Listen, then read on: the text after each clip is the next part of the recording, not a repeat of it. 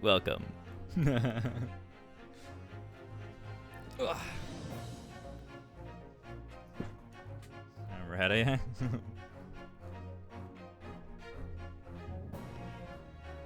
Chunsa? Go to the back now. Did I just get this hat for this, or well, what do you want to believe, huh?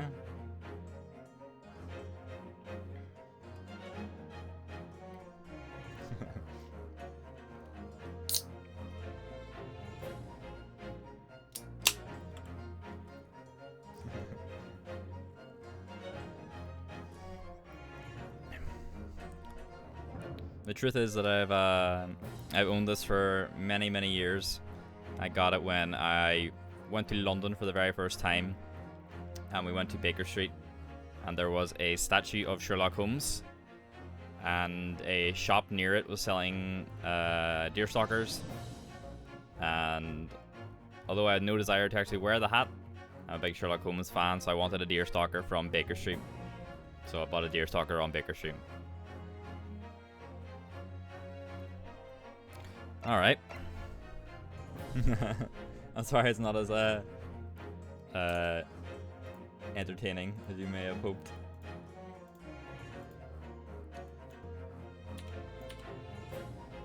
There you go. Should be no delays now.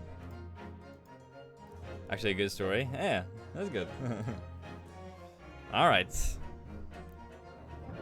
Select adventure. New game. So we need the first game. Whoop! The Empire of Japan. After opening its doors, a push for cultural transformation Right on this, huh? brought great waves of Western influence to this far eastern island nation. The revolution washed over the land, making life in the capital exciting and unsettling. It was a period of great change, and some was swept away by the tide. Bye-bye. Fuck. Oh shit. Someone get shot? Uh-oh. I think that's us. But for one man, the turbulence of that era was just the beginning of an extraordinary story. That's me! Rinosuke, I think. Well, that's our guy. Episode 1. The Adventure of the Great Departure. Alright. Time to get into it. Ugh. 22nd November, 8:43 a.m.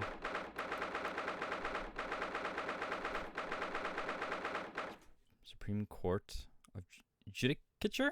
Defendants Antechamber 5. I still can't believe it. I still can't believe this is happening. This is the same type of sound effects that they use in the main games as well. How can it be? Just beyond the doors to this quiet little chamber is the highest court in Japan, waiting to decide my fate. Fuck. We really put our foot in the now, huh? Hello, me, huh? What? Oh, no, nothing. Save your glares, murderer! Sorry. I really fucked it. My name is Ryunosuke Naruhodo. I'm a second-year student at the Imperial Yume University. 3 days ago, I somehow found myself in the middle of a horrifying incident. And now, here I am, awaiting my trial. No worries, Emmy. That's enough! He's not obliged to listen to such abuse, officer. And who are you?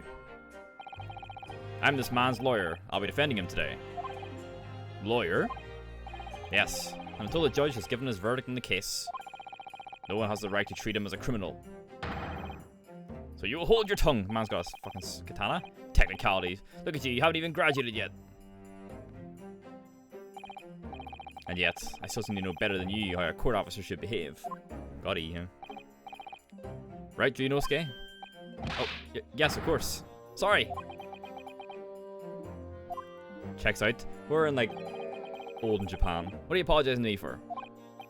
Oh, wait. No, I suppose that wasn't my fault. Who is this guy? I love his bandana flows. Really, Kazuma. Wait. Kazuma? As in... Kiryu Kazuma? We fucking solved the time. I'm sorry.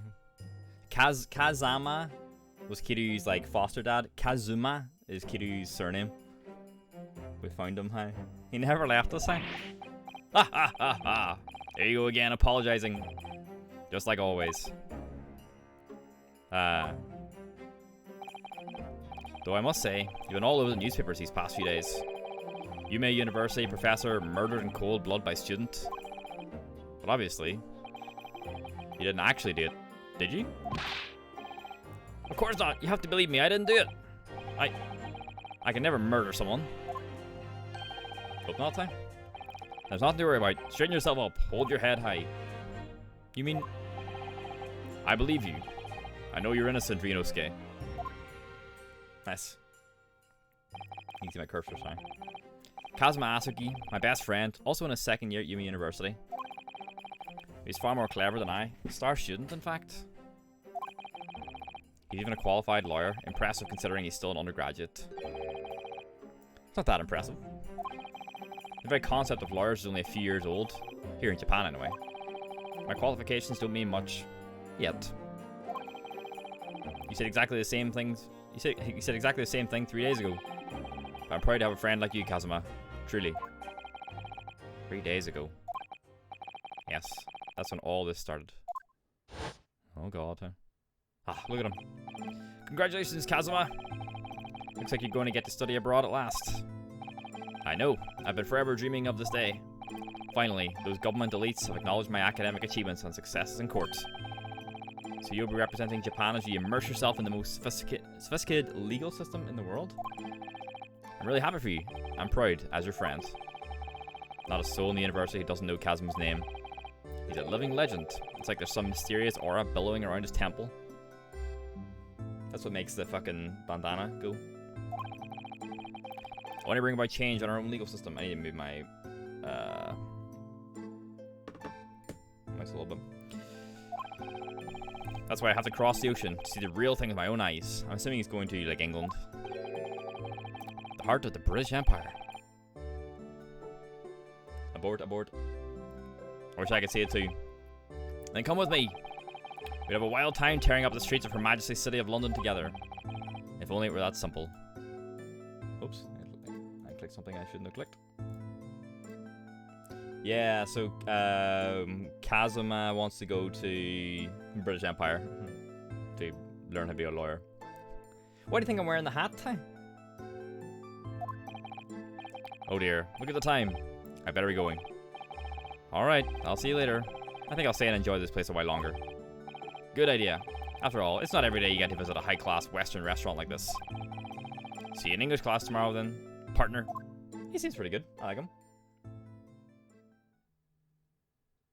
It's interesting if we're not playing the lawyer, because that's what Phoenix Wright was.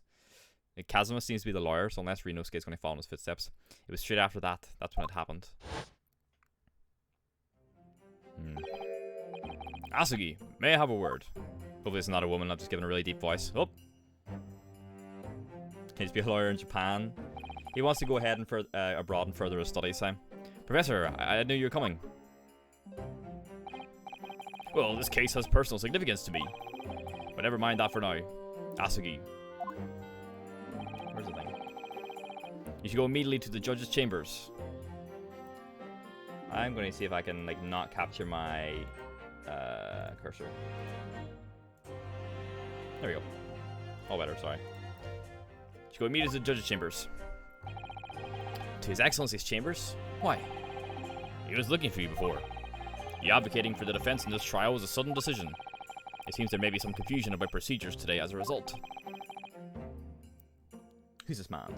I like how you can see in the like the top, like the images of the, or like the photos, kind of like we had in Yakuza, like of all the heads of the Tojo clan. I feel as though I've seen him at university before. I see. I'll go once then. I shall accompany you. Who's this? Alright then, Rinosuke. I'll see you in the courtroom. Yes. Thanks, Kazuma. Who you?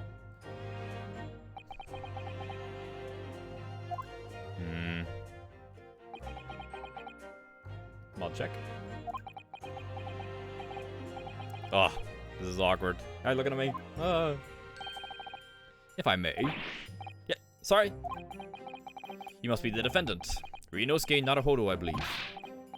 Isn't Naruhodo like something in like that's like a Japanese like Naruhodo means something? Can't remember though. I've heard it a lot in fucking like anime, of course. Yes, that's right. My name is Eugene Mikutaba. I'm a professor of forensic medicine at Yume University.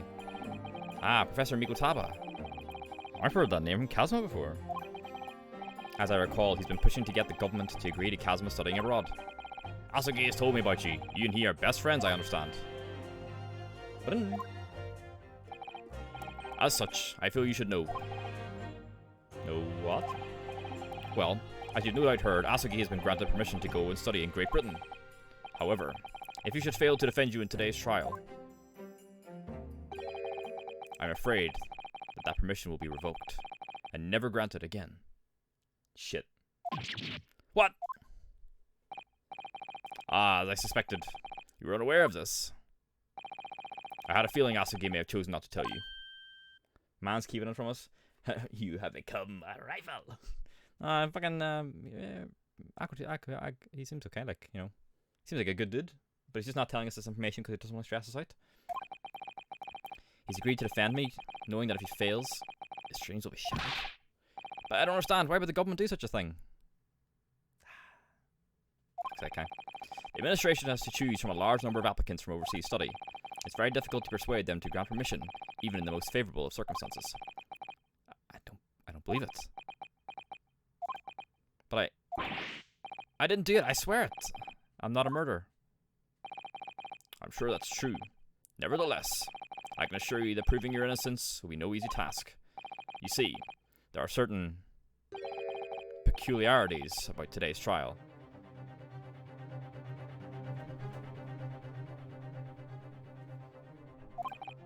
Sorry? What do you mean? You'll soon understand once proceedings get underway. But then what should I do? Well, naturally, I'm not going to suggest doing anything that could lead to a conviction. Right, so as soon as the trial starts, the judge will pose a certain question to the defense. When that happens, you must answer before anyone else. You must say, I do. I do? The judge going to ask me to marry him? But what will the question be? Surely not. Do you accept the accusations brought before you? Of course not. Defendant! Court is about to begin. Proceed to the courtroom at once. Fuck. It would seem our surreptitious discussions are about to be cut short. So allow me to summarize. Kazuma Asugi must not be the defense lawyer in this trial.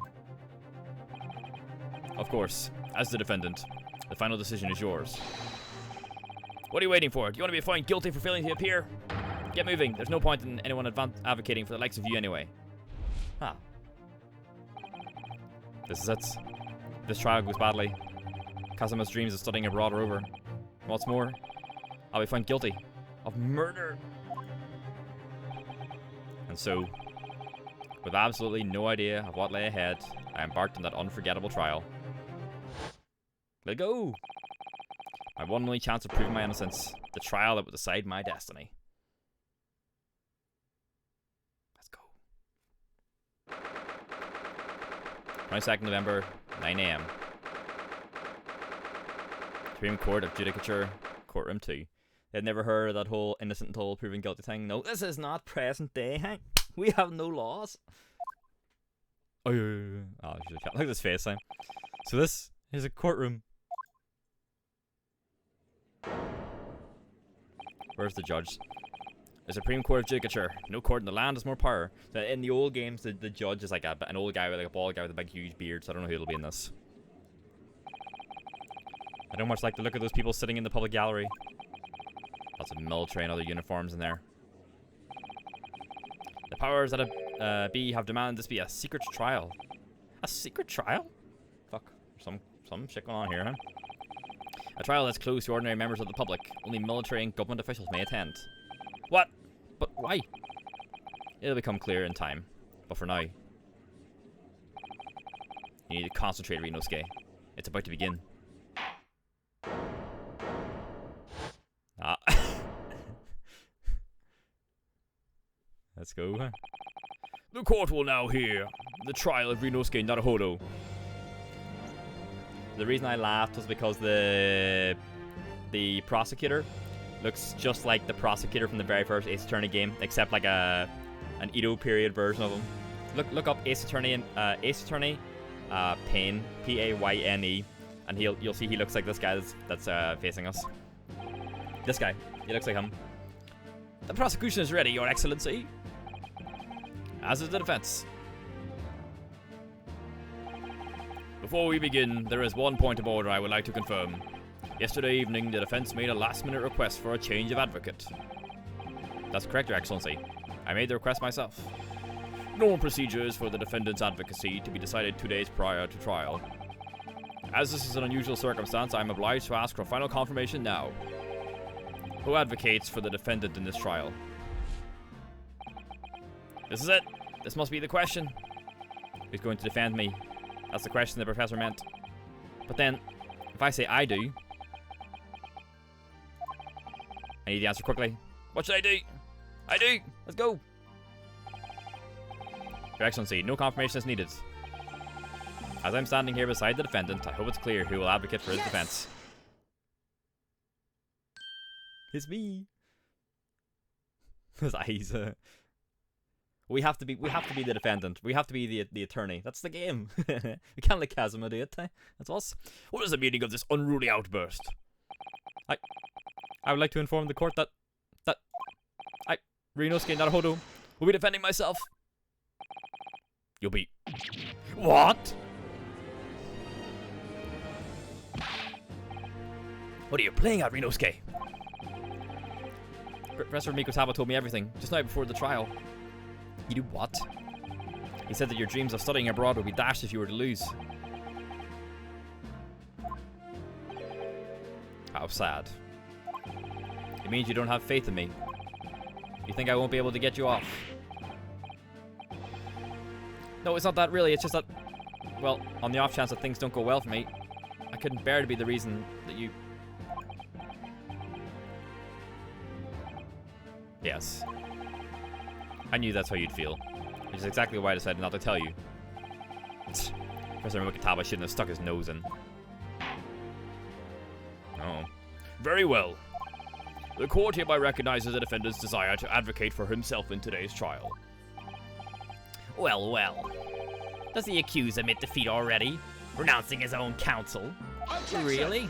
Oh, he said the thing, huh? Make no mistake, counsel. This merely shows that the defendant's innocence is so apparent, he's confident he can speak for himself. Isn't that so, Naruhodo-san? Oh, yes, exactly. Exactly what I wasn't thinking. I'm not confident at all. In fact, my mind's a complete blank. I realize you're in charge now, still. Trying to look so bewildered. Well, for a mere university student to be brought before the Supreme Court. You must have perpetrated a most heinous crime indeed. As you are no doubt aware, this is the Supreme Court of Judicature of Japan. Accordingly, the very highest standards of conduct are expected of all present. Fuck off, Edo Payne. Huh? Do I make myself clear, Defendant Naruhodo? Yes, Your Excellency. It is therefore my duty to assess your competence for the task you've undertaken. My competence? What does that mean? He's questioning your ability to do the job. Well, he can't be questioning it more than I am. So, let's start with the very simplest of questions. Oh, yes. Kindly state before the court the name of the victim in this case. Well, that's easy enough. I've heard his name more times than I care to remember. But, wait. I'm so nervous. I can't even remember that. What was it again? It's the professor that we shot, right, in the restaurant. Rinosuke. Let me guess. Your mind's gone blank. You know me so well. All the relevant information for this case can be found in the court record. But I can't even find that. It's simple. You can access the court record with a press of E. If you ever find you've forgotten something, just consult that. It's all in there. Just have to press E for the court record. Alright, no time to lose. This is the list of evidence you've collected. Now, try switching to people instead with E. You'll find details about the victim in here. When you're done, just press Z to go back. So, kind of the way the games work is that you're going through like the testimonies and everything, and you're trying to find like inconsistencies and things to like pick out. And to do that, you have to present evidence against the points made. And you can do that with physical evidence, and you can also do it with like people's profiles. So, for example, someone could say something about like someone's age or like someone's appearance, and then you present the profile as the evidence to like counter that point type of thing. Kazuma Asugi, 23. A second year at the Imperial Yume University. He's my best friend, and despite being a student, a qualified defense lawyer as well. Eugene Mikutava, 42. A medical school professor at the Imperial Yume University. He's an authority in forensic medicine and Kazuma's mentor. Takatsuchi Aochi, 51. The lead prosecutor of this case, who would appear to have little love for the changes the Cultural Reformation has brought about. And John H. Wilson, the victim of this case. He was a visiting professor of medicine at Yume University from the British Empire. Oops. Yep. So remember, everything to do with the current case can be found in the court record. Well said! Now, you better not keep His Excellency waiting any longer. Go on. Find the victim in the People section of the court record. Then press R to present. Try it now. Yes! There you go. The victim's name was Dr. John H. Wilson. Yeah, and yes, it's meant to be Watson from Sherlock Holmes, obviously. Well, at least you can remember the name of an esteemed member of your own university. Dr. Wilson was a visiting professor from England, invited to Yume University 3 years ago. Indeed, which is the reason why this case has such profound implications. Because of the implication, huh? The British Empire. Oh, fuck. Is at present our country's most valuable foreign ally. And as most of you will be aware, we have just signed a new treaty together after lengthy negotiations. There can't be anyone who hasn't heard of the Anglo-Japanese Treaty of Friendship and Navigation. And yet, despite these delicate circumstances, the blood of an Englishman has been spilt on our soil. You two are both undergraduates at the Imperial Yume University, are you not? Murdering a professor from the very institution that provides your education. Have you no honor? I didn't do it. This case is coming under great scrutiny from our allies on the other side of the world. The court therefore wishes for a speedy resolution to this matter. In other words, our feeble government is scared of upsetting England's policymakers. And you're a convenient and expendable scapegoat to blame for this crime. How does he make his bandana just like flow in the one time? So that's why this trial has these unusual peculiarities, is it? Exactly. Our government needs to convince someone as quickly as possible. Or convict, sorry. All because the victim was an Englishman. Yes, Dr. Wilson was an Englishman. Why is they accusing such a fucking wanker? You mean, Aochi or whatever he is? He's just a dickhead, huh? But nationalities and treaties won't make any difference for me here. The fact is, I was there at the scene of the crime. Fan man, yeah, he's just a dick. He's based on the like I said, he's based on the first prosecutor from the very first game, who was also a dick. Although you have him for the first case, and then you never have him for the rest of the game, so I'm assuming it's the same here. Oh dear, look at the time. I better be going. Alright, I'll see you later. I think I'll stay and enjoy this place a little longer. Good idea. After all, it's not every day you get to visit a high-class Western restaurant like this. See you in English class tomorrow, then. Partner. See you later, lad. British Empire. Wow, it's incredible to think... Oh. Wait. Oh, there he is. I've seen that man at university. I'm sure he's a visiting professor from Great Britain. I don't know his name. Still. I should go and say hello. Wilson! So I went over to the professor's table. And introduced myself to Dr. Wilson. And then he dies. Now then, let me pose my next question to you, Defendant Naruhodo. Yes, Your Excellency. How did this professor of medicine, Dr. John H. Wilson, lose his life? State before the court the cause of death.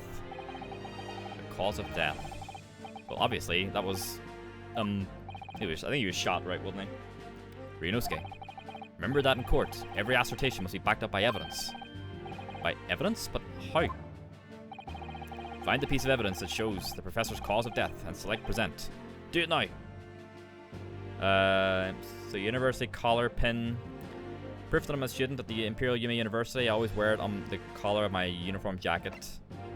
And the post-mortem report, okay. Death occurred a little after 2 p.m. and was caused by loss of blood from a gunshot to the chest. The bullet did not pass through the victim's body. Okay. See, that little sentence there, the bullet did not pass through the victim's body, is usually important. Because they'll probably like look for the bullet at some stage later and it's like still in the body or something. Yes! Yes! Well, according to this document, the victim suffered a hemorrhagic death due to gunshot trauma. Learn to read, you imbecile. That's a post-mortem report, I take it. Oh, sorry, yes. That's right. The, post-mortem report. In the West, a doctor dissects corpses to identify the cause of death in an autopsy. But here in Japan, a police officer merely inspects the body and draws conclusions that way. Oh. Oh, I see. As long as I'm not going to be tested on any of this later. This is a so-called photographic print of the scene of the crime. You can clearly discern scorch marks around the bullet hole produced by the powder explosion. In other words, we should assume that the victim was shot at close range. Okay. Thank you, counsel. The court will accept this modern scientific evidence into the record. Photographic print of the victim has been entered into the court record. Photograph of victim. A photographic print that shows the victim. He was shot from the front in the chest and subsequently died. Okay. So that's a photographic print. Well, that's something I've never seen before. What are these photos, huh? It's clearly superior to your drawing. The detail is incredible. Very well. I am satisfied with your answers. Let us start the trial. Man's about to praise the sun, huh?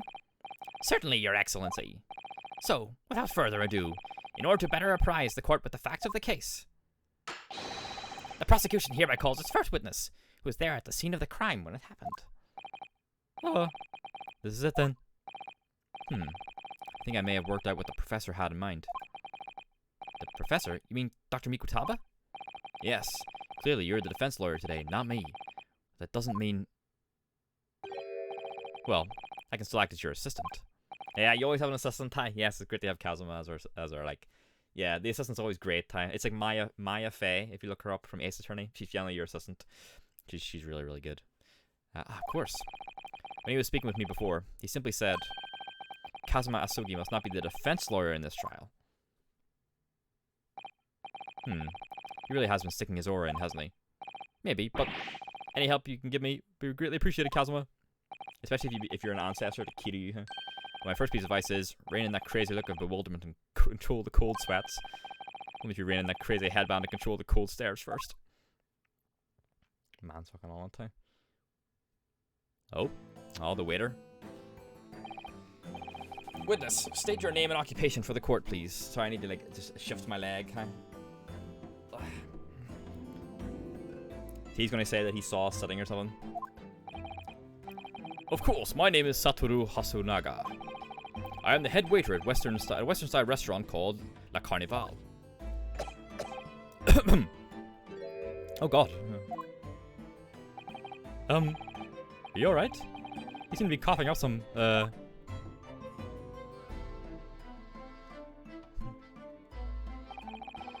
It's a regular occurrence. It really doesn't bother me. Well, it really should. As everyone knows, the capital's southeastern quarter was developed for foreign visitors some years ago. It's become a very fashionable district now, full of hotels to accommodate overseas guests. This grim crime occurred in one of the district's so-called restaurants, an Occidental eatery, 3 days ago. Understood. Hosonaga-san, you will kindly tell the court everything you can about the incidents. At once, sir. And no petty interjections from the aspiring lawyer boy, please. Lawyer boy, huh? I got pens and needles. Perspiring, maybe. Sweaty lad. There we go. Sorry. Alright. It was just after 2 p.m. on the day in question. We have few diners at that time of day. The lunchtime rush was over, and there were only 3 tables still occupied. That fits in with my memory of it too. There was hardly anyone else in the place.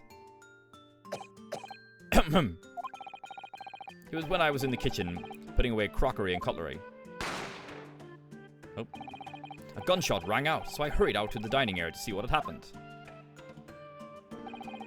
I found the victim, an English gentleman, slumped in his chair, and standing immediately beside him, gun in hand, was the accused university student. Hold on! Let me just clarify something here.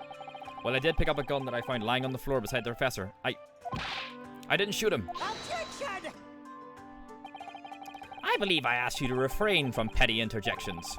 The court wishes to listen to the witness's report of what he saw, you amateur. But the next time you interrupt at an inappropriate time, you will be penalized, defended Naruhodo. Don't worry, Rinosuke. You'll have your chance to fight back. We need to hear the full story first. For now, we must just quietly listen to the witness. If I may confirm one point, waiter. Standing beside the victim with a gun in his hand was the same man we see here in court today. Yes, without question.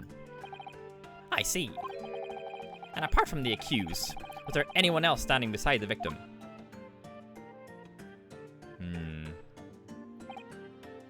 No. There was no one else around that table but the deceased Englishman and the university student.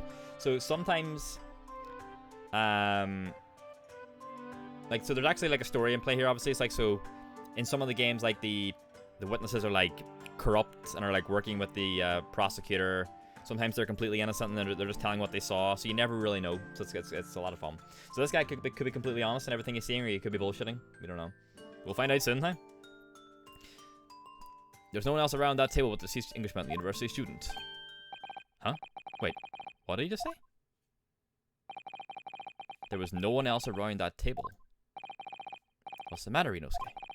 That's just not right. When I went over to Dr. Wilson to say hello. There was a woman sitting opposite him at his table.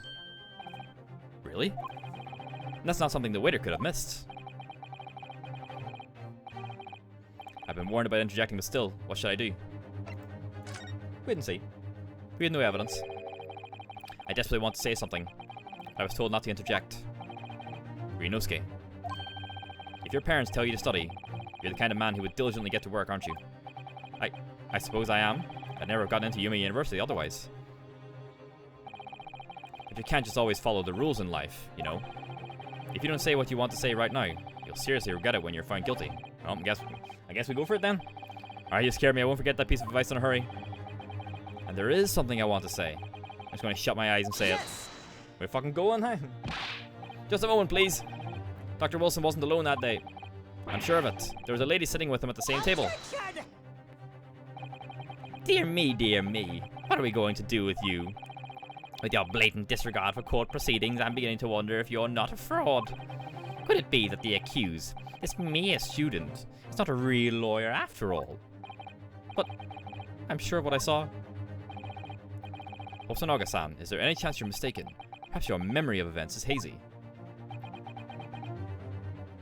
Oh no, I did the fucking anime thing.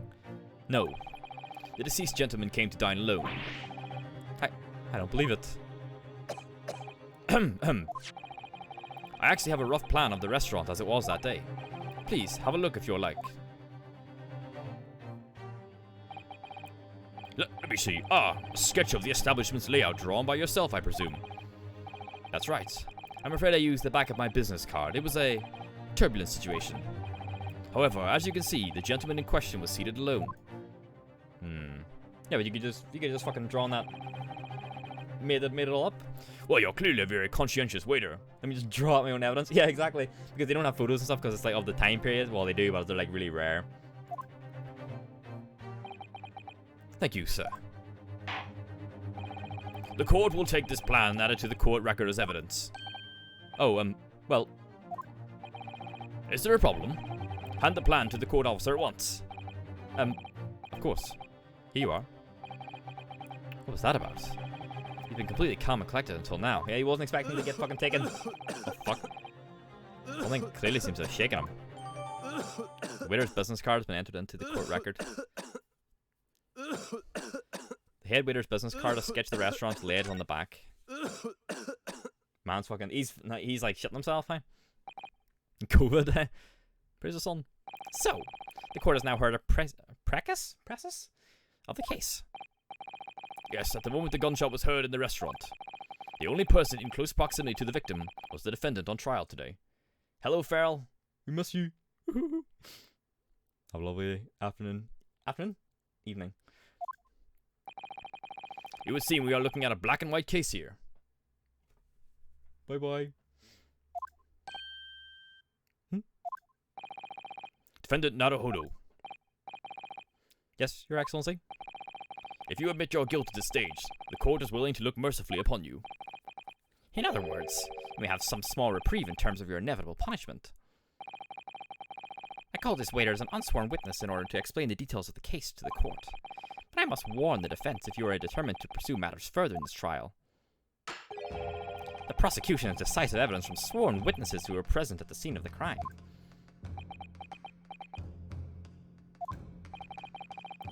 What do you think I should do, Kazuma? What do you mean? Well, I'm gonna be found guilty one way or another, it seems. Wouldn't it be sensible to plead guilty at this stage and hope for a more lenient sentence? But we didn't do it, though. Everyone keeps telling me that this trial is unusual about these peculiarities. You said it. Professor Mikutaba said it. And so was the judge and the prosecution. I'm scared of what lies ahead if I push this. As I said from the outset, I believe you're innocent. I trust you. And yet, despite knowing that, you're willing now to throw that trust back in my face? Is that it? What? If the accused is in fact innocent, then a defense lawyer is duty bound to prove that innocence by whatever means necessary. Are you just going to abandon that duty? Are you going to give up on yourself? No. The battle hasn't even begun yet, Rinosuke. The defense pleads not guilty, Your Excellency. We invite the prosecution to stop making empty threats and bring out its witnesses. Then we'll just see how decisive this evidence really is. Get them out time. Indeed. Prosecutor Aochi, please continue with proceedings. Well, you were warned. The young can be so reckless. You know, many call me a saint, but I can be a devil when I want to be. He can be your angel or your devil, huh? In a few short moments from now, that dumbstruck young mouth of yours will be silenced forever. The prosecution calls its next witness. Witnesses, huh? Very well. Officer, bring forth the witnesses at once. That kind.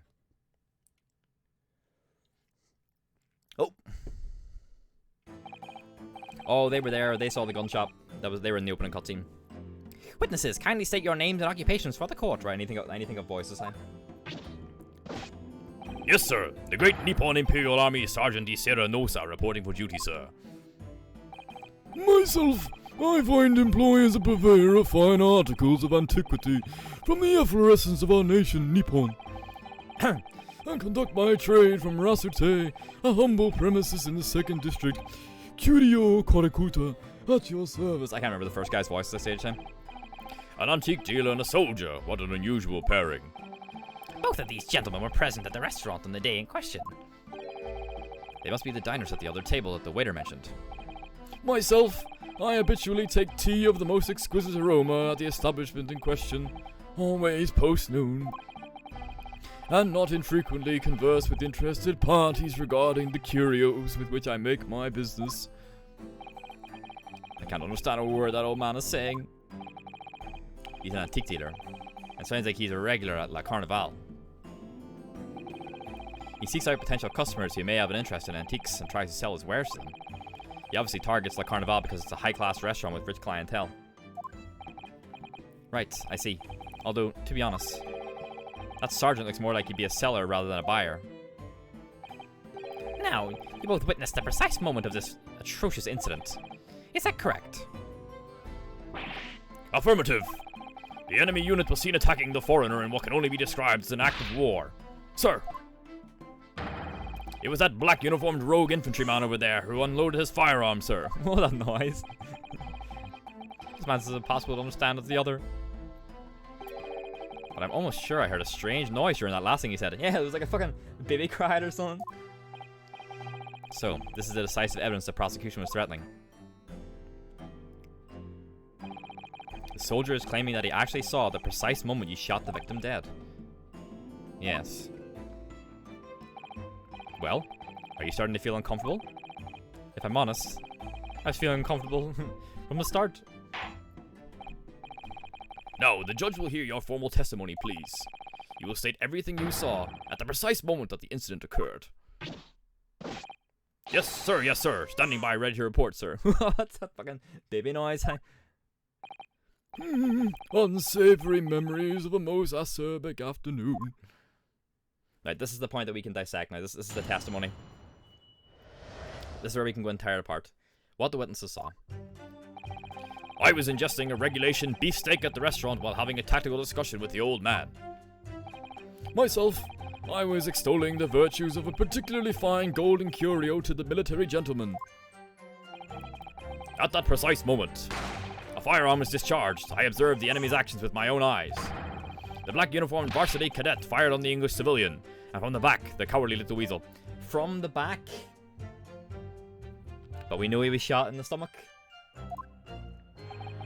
I was on my hands and knees investigating the whereabouts of my mysterious absconded precious curio. He's on his hands and knees, hey? Well, this man's just fucking lying, hey? Well, so you, Sergeant Nosa, actually witnessed the vital moment. You saw the split second when the defendant fired the weapon at the victim. Yes, sir. Affirmative, sir. That wicked university cadet, sir. The cruel and unforgiving enemy. What times we live in when an English gentleman may be assailed in the broad light of day. Guy's got a knife. But this is ridiculous. I didn't shoot anyone. Is that really true, Ryunosuke? Yeah, all I did was pick up the gun that I saw lying on the floor. Well, we can prove that man's lying immediately. After I said hello to Dr. Watson, I went back to my table and sat drinking some coffee. Some coffee? Then, when I finished, I got up from my seat to leave the restaurant. When I noticed an English-made gun next to the chair where the professor was sitting. English-made gun, huh? Them boys doing their own boys, huh?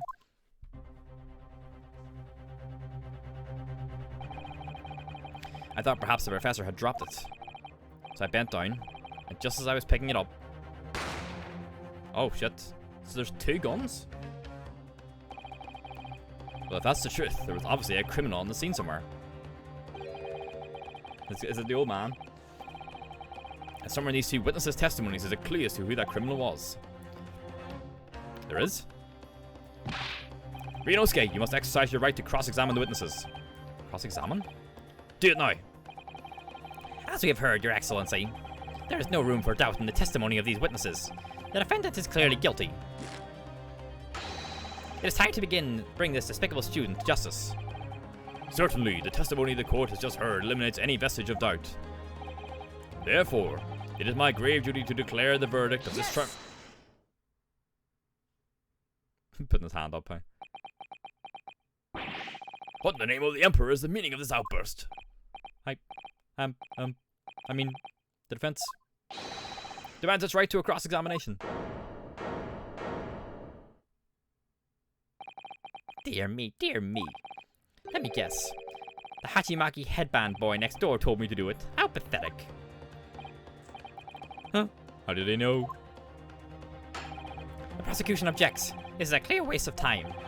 The defendant obviously has no experience. How can he possibly carry out a cross-examination? Objection! The defense is asserting its right to a cross-examination. Whether or not you think he's capable of it is irrelevant. Kazma's so commanding. Very well. Let the defense conduct a cross-examination of the witnesses. Alright, this is where the battle really begins, Rinosuke. But I don't even know what I have to do in a cross-examination. I do. I've played a couple of games. Isn't it obvious you have to expose the lies in the witnesses' statements? How? You didn't fire the gun, which means what that soldier said has to be a lie. Well, yes, but it's just a case of proving it, and the key is doing that is evidence. Right, evidence. All you need to do is present some decisive and indisputable evidence that proves the witness is lying. Now let's go, Rinosuke. Don't let them beat you. The fucking sound. Alright then, it's all or nothing. I love how he looked at his hands. The fucking slap. Whenever Phoenix Wright does that, it's like the big fucking slam. I was ingesting a regulation beefsteak at the restaurant while having a tactical discussion with the old man. Myself, I was extolling the virtues of a particularly fine golden curio to the military gentleman. At that precise moment, a firearm was discharged. I observed the enemy's actions with my own eyes. The black uniformed varsity cadet fired on the English civilian, and from the back, the cowardly little weasel. He was shot from the front and subsequently died. Hey, let's fucking hit this man. Bang! Get him, huh?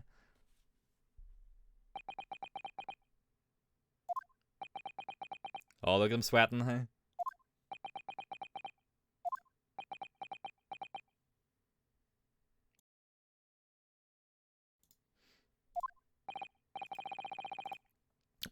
What are you playing at, cadet?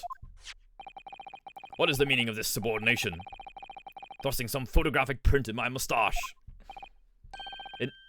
Inconsistency, sir. I mean, yes. There's a clear inconsistency here. What nonsense. What can this print possibly tell us that we don't already know? Well, obviously. That, I know what I want to say, but the words just won't come out of my mouth. I think this proves beyond any doubt, Your Excellency, that there is no place for an amateur student here in this grand courtroom. This is so frustrating. Oh, please. Surely this doesn't require an explanation. It couldn't be more plain. To spell it out would be an insult to the court. Kazuma, what are you talking about? It's apparent from a single glance at the photographic print presented by the defense that there's a clear discrepancy here with the sergeant's statement. What? Sergeant Yasunosa. Yes, sir. What, sir?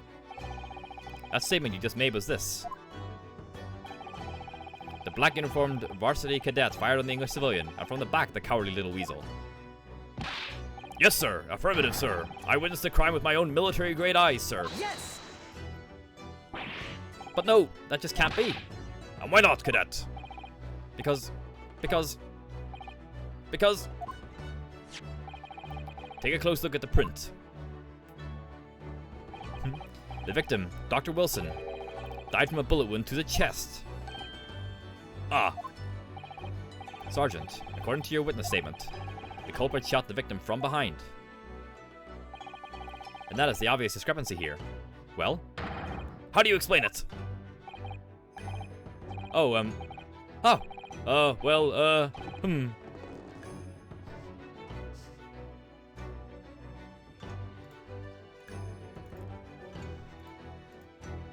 He's got a baby in his back. What the? What was that? Something just popped up from behind his back. But he pushed it down again. Certainly, there is a clear discrepancy with the facts here. Would you not agree, Sergeant Nosa? Yes, sir. At this juncture, that would appear to be indisputable. Until the moment I heard the firearm discharge, My eyes were firmly fixed on the delicious La Carnival steak, sir. What? The last testimony the court heard has proven one thing beyond all reasonable doubt. This witness, Sergeant Yesanosa, did not see the defendant firing a gun at all. Ah, that's absurd. I think the conclusion we must draw is simple. There is no place for an amateur prosecutor here in this grand courtroom. Look at the baby on his back. A complete turnabout in the middle of this trial, just from that one discrepancy. So this is what being an ace attorney is all about. He said it. He said it.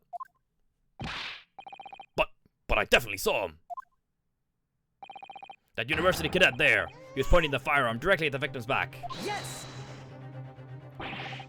I never fired the gun. All I did was pick it up off the floor.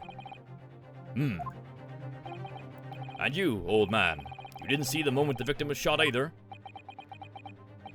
Myself, I have already been quite clear. The gunshot interested me not. I was far too busy on the floor. Too busy on the floor. Sorry, what were you doing? Hunting for treasure. Treasure.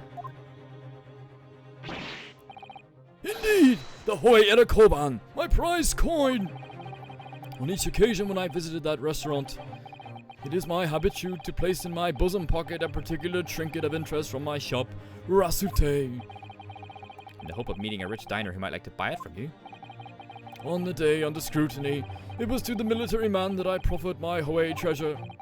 Believe that he would purchase such a rare find, I did not, but I was presented with little alternative. And then, after averting my eyes in the briefest of moments, it was there no more. It simply vanished. The Koban vanished? Hunting around under the table, I was, in case mayhap it had fallen there, and then it happened.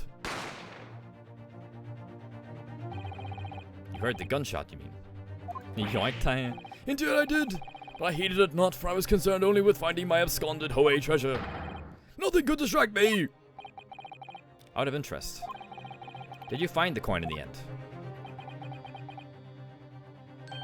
No. I see.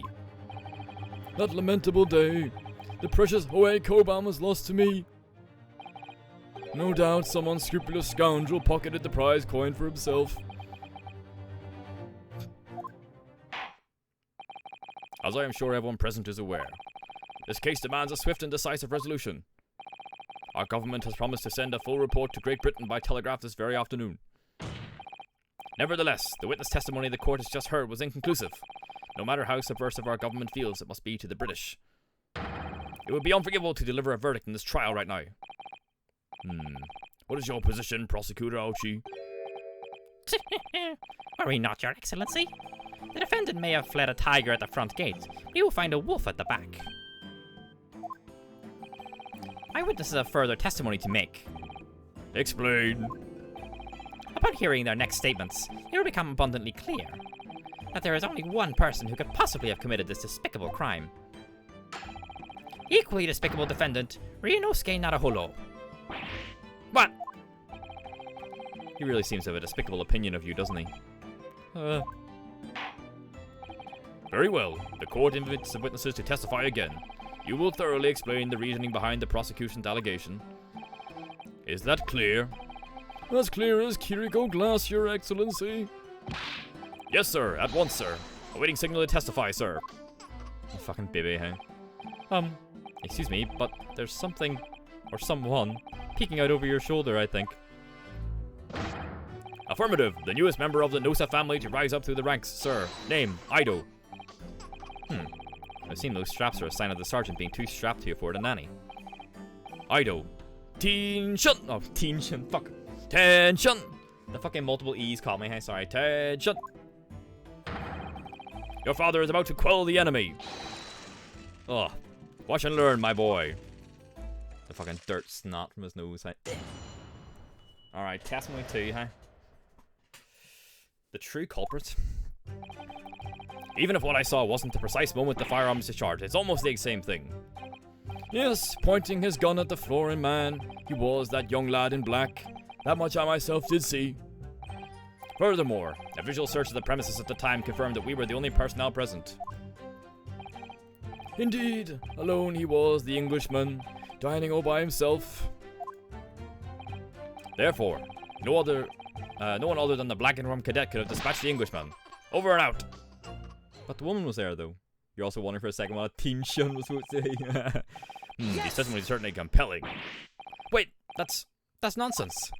The victim, Dr. Wilson, wasn't alone at all. Please, enough of these outbursts already. But there was a woman. There was a young woman at his table. You must have seen her. Everyone there must have seen her. They're both sweating. Hey, not looking. Lads, look at me. Look at me. Objection! If you call yourself a lawyer, you will respect the rules of the court and speak accordingly. We are not here to listen to your fantasies. Ah. It is evident beyond all reasonable doubt that the victim was alone at the time of the incident. The prosecution has photographic evidence of this fact. Is this a photographic print of the scene of the crime, counsel? This. Indeed. The table at which the victim was dining, taken by an investigator immediately after the incident. As can plainly be seen, there is only one place set. Certainly, based on the appearance of this print, it would be reasonable to conclude that the victim was not in the company of anyone else. Ah, this doesn't make any sense. The court will add this new photographic evidence to the record. Crime scene photograph. A bottle of carbonated water and a steak lunch can be seen on the victim's table. Okay. I don't understand what's going on here. It's just not possible that nobody else saw that woman. The waiter before said the same thing. He maintains that Dr. Wilson came to the restaurant alone as well. But that's true, I saw her. The soldier was eating steak, yes. He was. I swear that I saw a woman with him. It would seem that we'll be able to telegraph the report to Great Britain on time after all. The witness testimonies I've just heard leave no further room for doubt. These are very sensitive political times, as well you all know. The ink is so fresh in that treaty with Great Britain. To think that I, Taketsuchi Auchi, will have contributed to the amity of these two great empires is an honor. I feel that. How can this be happening? I'm just ready to rule. Stand tall, Ryunosuke. It's not over yet. What? If what you say is true, then there's something going on here behind the scenes. And now is your chance to expose it, to draw out the truth in your cross-examination. I don't know, Kazuma. The defense is entitled to cross-examine the witnesses, but make it quick. Understood? Rules can be so unbending at times. Ugh. Okay. I do have evidence for these. So, usually in the games, instead of just like presenting evidence, you can also press people on certain points and they like expand on it. So I wonder if we can do that. Right. Even if what I saw wasn't the precise moment the firearm was discharged, it's almost the same thing. Yes, pointing his gun at the foreign man, he was that young lad in black. That much I did see myself. Oh, there, you can press them, okay. Yes! Yes, it may be true that I was holding the gun at that point in time. But I told you already, that's only because I picked it up off the floor. Well, this guy said he was like on the ground, so... Well, obviously as the culprit, that's the only way you could explain it away. I just finished drinking my coffee, and I was about to leave the restaurant when... Bye-bye. I noticed a gun on the floor at Dr. Wilson's feet, so I picked it up. At exactly that moment. Someone was waiting. Yeah. I mean, it's kind of tutorial at the moment. Yeah, your introductory case. Yeah. Full of events beyond our control, life is. Sorry? What do you mean? In your case, you found a pistol on the floor and picked it up, which precipitated this testing predicament. Whereas conversely, I failed to pick up the Koban from the floor and find myself in an equally testing predicament as a result. Man just wants his coin, huh? Anyway, the fact remains, myself, I did see you, with pistol in hand, standing over the foreigner. I suppose they could have seen me standing. That's fair. Furthermore, a visual search of the premises at the time confirmed that we were the only personnel present. Alone he was, the Englishman, dining all by himself. Therefore, no one other than the black uniform cadet could have dispatched the Englishman overnight.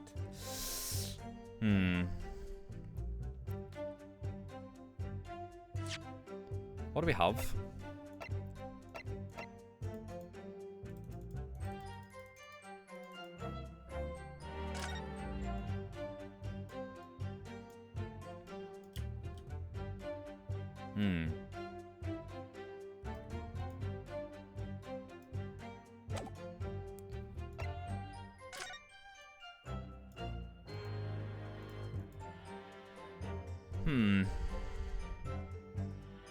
Yeah, the officer is definitely eating steak. Remember that, definitely.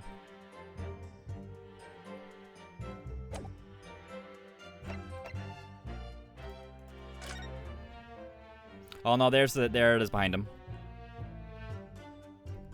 Okay, that's the same setup behind him actually.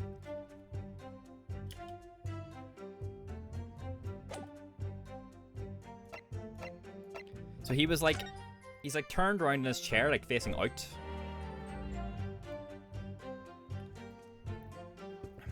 As you do, I guess, you know.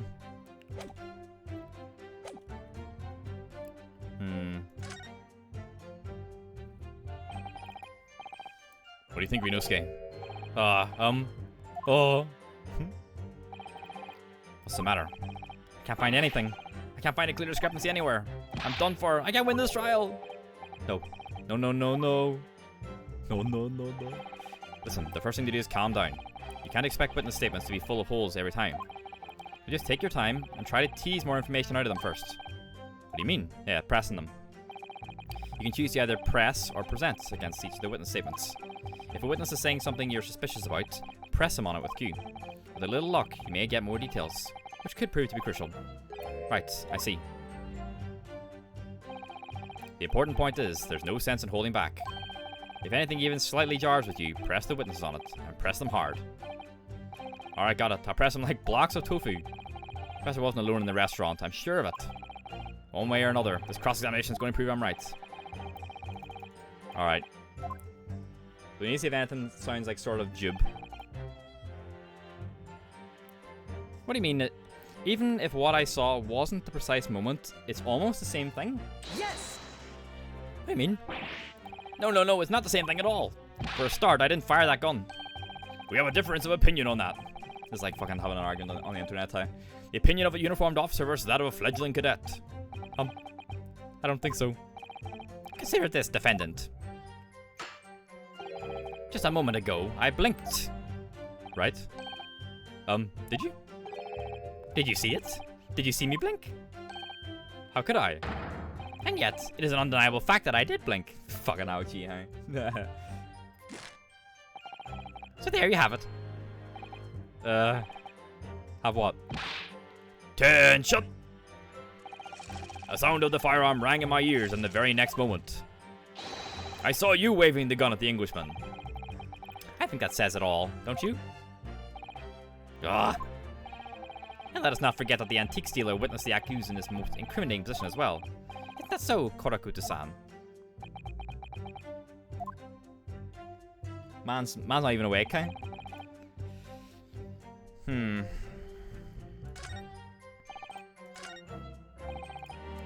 Wait. Sorry, we'll cycle back around to it. Something seemed a bit weird there. It's very much deniable. You'll find the characters in the Ace Attorney games are so fucking stubborn.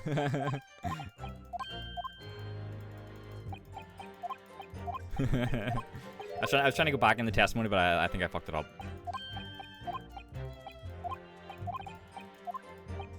Right, they said something about like they did a visual search of the premises. Right. Yeah, a visual search of the premises at the time. Yes! You must have noticed someone else at Dr. Wilson's table. There was a lady there. Attention! Oh no. As you've been at pains to point out time and time again, I feel I'm growing a callus in my ear. And yet, no one else appears to have caught even a glimpse of this woman. She was actually just his waifu, huh? She wasn't actually there. Wouldn't there have been more people dining there at the time? And someone else would have noticed her. Yeah, it was empty as fuck, wasn't it? Unfortunately, it was already past 2 p.m. when it happened. The quiet time between lunch and dinner in any restaurant. I know. Of course, the place is almost empty. That's what you'd expect. Certainly, 2 p.m. is neither here nor there in terms of a time to eat. That's when I had my lunch. Wonder if there was a reason why the victim was eating at that time of day, and why he was alone. But he wasn't alone, though. Yes, Your Excellency, there was indeed a reason. There was? Oh, yes, we got new fucking evidence. Fucking yes, here we go. This was found in the victim's jacket pocket. What is that, Counsel? It's a medical report card, Your Excellency. See, why didn't he present that time? He's fucking holding it back. It would seem that the victim had an appointment at a clinic prior to visiting the restaurant. Hata Clinic. Yes, there would indeed appear to be an entry for that date in question. 19th of November, noon past 1 p.m. The very day of the incident. So the victim went for a late lunch following his appointment. The explanation could be more simple. The prosecution felt no need to submit this evidence before, as it really had no bearing on the case.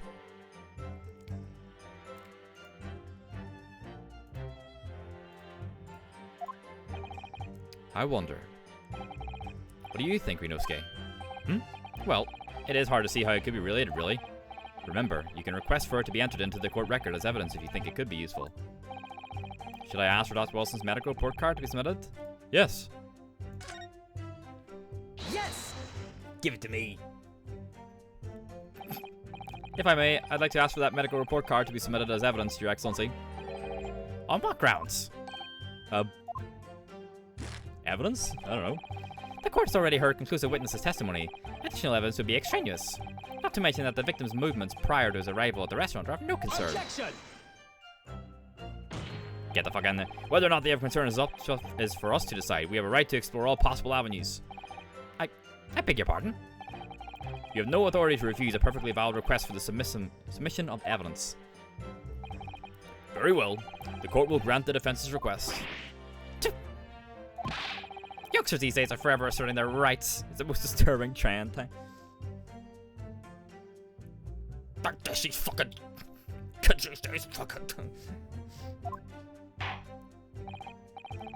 Officer, kindly add the victim's medical report card to the court record. Victim's medical report card has been entered into the court record. What we need right now is new clues. We have to explore things from every possible angle, even if they don't seem relevant at first. Right, I hear you. You can conspire to prolong this trial as much as you like. It's the day after the festival already for you. Or perhaps you've forgotten that these witness testimonies leave no room for doubt. You're free to reiterate for the accused, Korakuta-san. Right, we need to have a look at the evidence. Right, what do we get? Medical report card. A medical... it's not really that good, actually. A medical report card from Hata Clinic that was found in the victim's pocket. It doesn't tell us what pocket, so, like, we can't tell if the bullet passed through it or not. No, we can't, and we can't, like, examine it either. It's just a card. Okay, well, we have it anyway.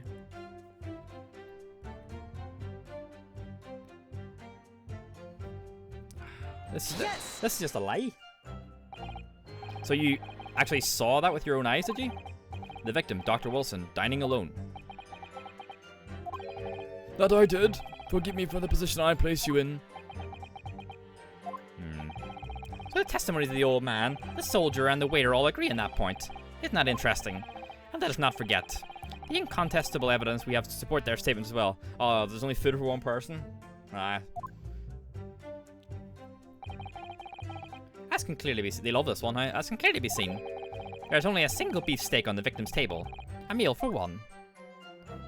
I mean, no.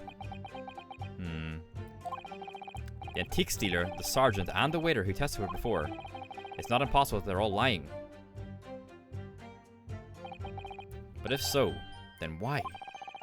If I'm perfectly honest, I have absolutely no idea. If I'm perfectly honest, I have no idea.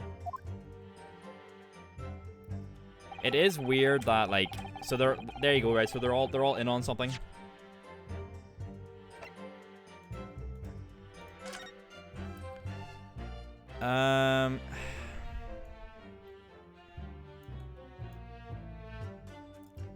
There's nothing really. I think they're more just like referencing it. It's just the man's food, really. Yeah, because we don't know what she was having, like if she was having anything. All we saw her in was like the flashback, and we didn't see if she was eating or drinking anything. So we have no evidence that she was really there.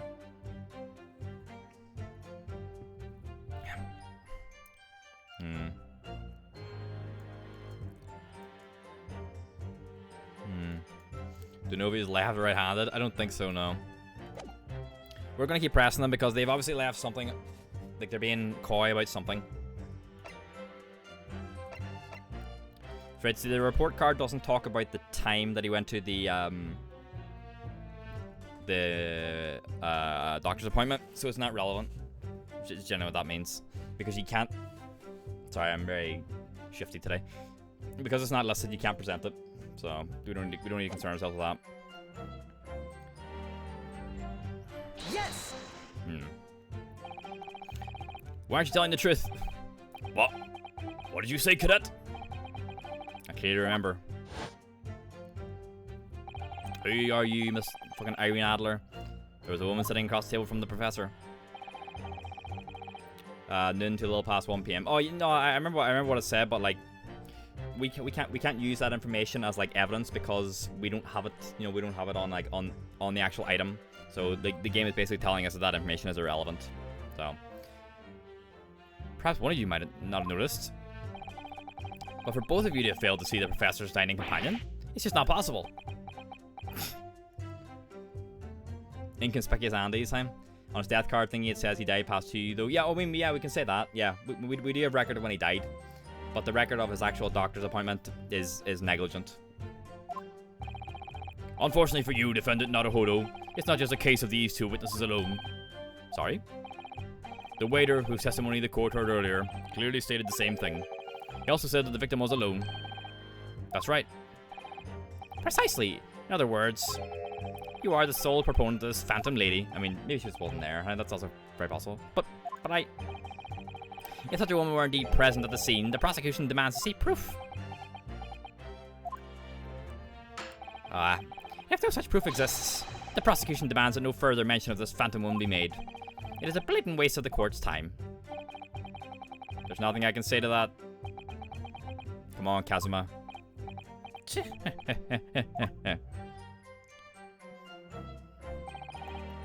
Excellent work, Renosuke. You've gleaned some new information now. Well, yes, but I don't feel like it changes much. I can't see that it brings any real discrepancies to light. By Kazuma, huh?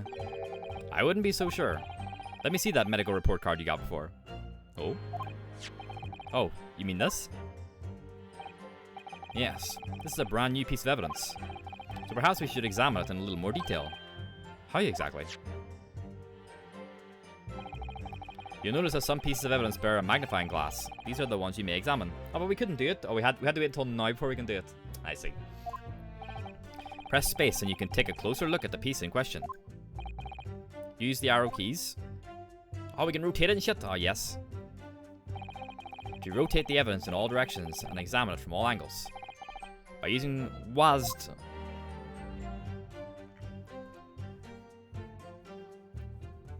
You can move the crosshair around to hunt for clues that may have been missed before. Let's fucking do it, time. Yeah, I'm thinking we can maybe rotate the waiter's card. Yeah. Because they keep pointing out the fucking map, but they keep referencing the fact that it's also the business card, so yeah. If the crosshair start to pulsate, press space to investigate further. So, partner, I think you should take a closer look at this medical report card. See if there isn't something new to be learned by examining it in more detail. Alright, I'll see what I can do. I need to use arrow keys, WASD, and space to investigate any areas of the evidence that look suspicious.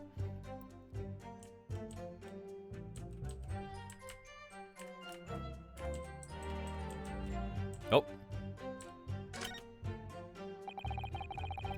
Looks like this medical report card was first issued quite some time ago. It's probably a record of long-term treatment, that's why. With a family doctor, I imagine. Well, I can't imagine. Going to a doctor, I mean. As long as I'm alive, I'm never consulting one.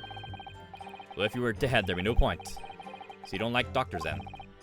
Why would you? They make you drink horrible tasting medicine, they give you painful injections, You have to remember, this is like centuries ago.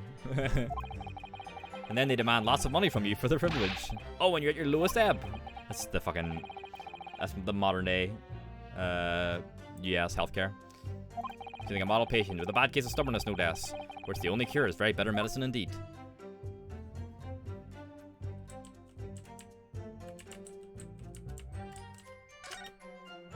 Can we, like, open it up?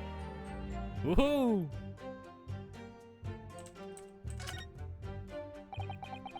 Let's have a look. This is some kind of medical history. Ah, and there's an entry for the day the professor was killed.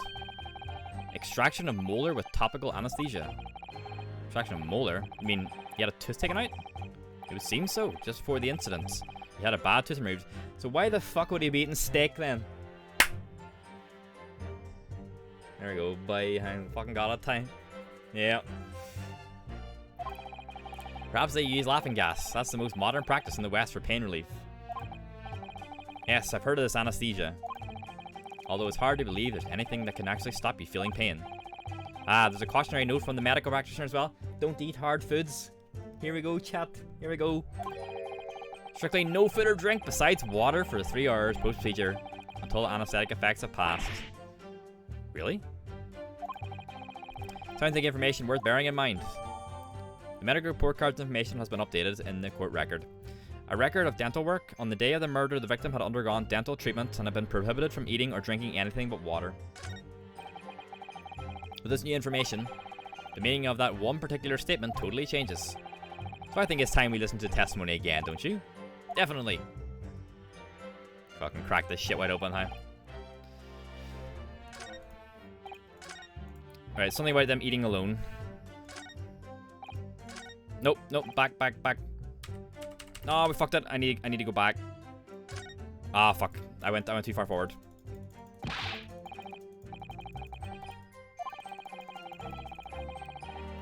It's alright. It's the second last one we're gonna hit. No discrepancies have come to light. That's okay, Renosuke. That's what we need. Oh, I think the situation has changed a great deal. We've come a long way. How so? Because we have just what we need. It's simply a case of using it to our advantage now. Then, do you mean there is a discrepancy somewhere? Yeah, the meal. The crucial point is, the victim had been prohibited from consuming anything but water when he was shot. A fact that has not yet been brought to the court's attention. He's right, thinking about Dr. Wilson's circumstances at the time of the incident. Put that particular statement in a totally different light. Always keep your eye on the progress of the battle. That's the only sure way to win. Yeah, you just have to be careful you don't, like, jump past where you want to stop, is the thing. No, it was my fault. I jumped past where I wanted to end. Okay. There we go. Yes! When the music stops, you know you fucking got it, time. Well, I think, About what are you wittering, lad? Call yourself a lawyer. I wish I could. But first and foremost, here, I'm the accused. Renosuke. Everyone stumbles on their words occasionally. Under the circumstances, I wouldn't worry about it. Thanks, Kazuma. I can see it quite clearly in that cross-examination you just carried out. When you raised your hand straight up like that, so purposefully, you knew exactly what it was you wanted to say. Don't feel like you have to choose your words carefully. Just say what you're thinking. Alright. And thanks for the advice.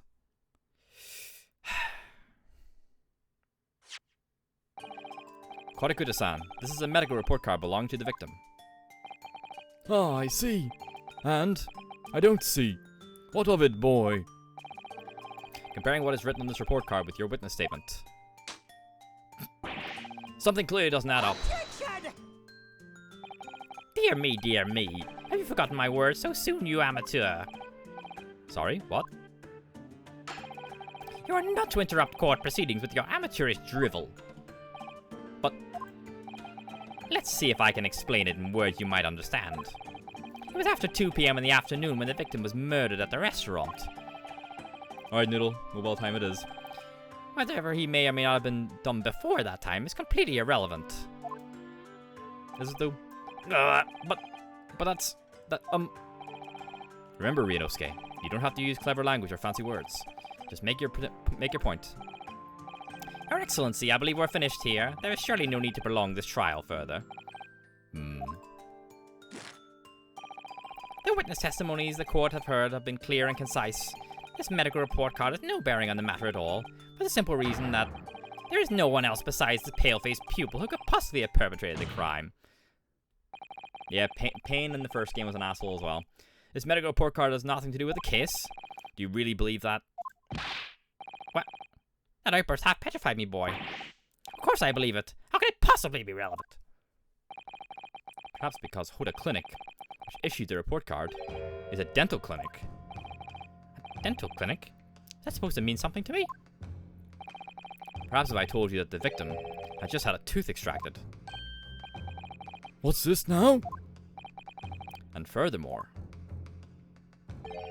if I told you that as a result, the victim had been forbidden from eating. Just what are you trying to say, Cadet? He had orders not to eat, so what? It's all written up in here. No food or drink other than water for 3 hours post-procedure while anesthesia wears off. What? No, that can't... Kodakuda-san. What, boy? What? As you just heard, when he was killed, sometime shortly after 2 p.m., the victim couldn't have been eating anything at all. No. Additionally, There's more? you have assured the court with unwavering self-confidence that the victim was dining alone. Oh, he did it! He did it! But that can't possibly be the case! Because the victim, as we now know, had just had one of his teeth extracted and was still experiencing the effects of the anesthetic. Ah! Expertly done, partner. Objection! What is this nonsense, you little upstart? These are baseless accusations. Just look at this photographic evidence. You can clearly see the plate of food at the victim's table. Objection! Use your head. That's the very discrepancy we're talking about. Or can't you follow the logic? Lost facts and logic, huh? How dare you? I think it's fair to say that the tables in this restaurant case have turned. Wouldn't you agree, Rinosuke? Yes, most definitely. Having just undergone some dental surgery, the victim was unable to eat. Which leaves one very crucial conundrum. Who was eating the steak? Who in fact was eating the pictured beefsteak? It was a fucking... The court will hear the opinion of the defense on this new puzzle. I assume you're ready, counsel. It was the fucking army guy. It was the... Counsel? Oh, that means me, doesn't it? Alright, the answer to this question is going to be pivotal. This is the start of your turning this trial around. Show them what you're made of. Got it. So, the person eating the steak at the victim's table must have been... Oh, at the victim's table. It was the woman. It's fucking warm. Is it still bad, Niddle?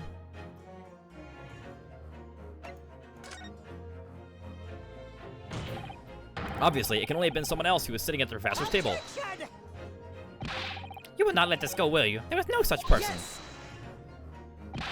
There was, because I saw her. When the incident occurred, we know that the victim couldn't have been eating anything. Yet we have evidence of a half-eaten steak on his table. Therefore, their only logical conclusion is that there was somebody else there eating it. We have strong evidence to support our assertion. It's clear that these witness testimonies are unreliable. If the court decides to push through a ruling at this stage, we will lodge a formal complaint with the Ministry of Justice and pursue a fair retrial. Relentlessly. Kazuma. Are you insane? You would take on the government? Don't worry, Counsel. I have no issue with you. What do you mean? I have issue with them, those two witnesses in the stand. What? What are you talking about?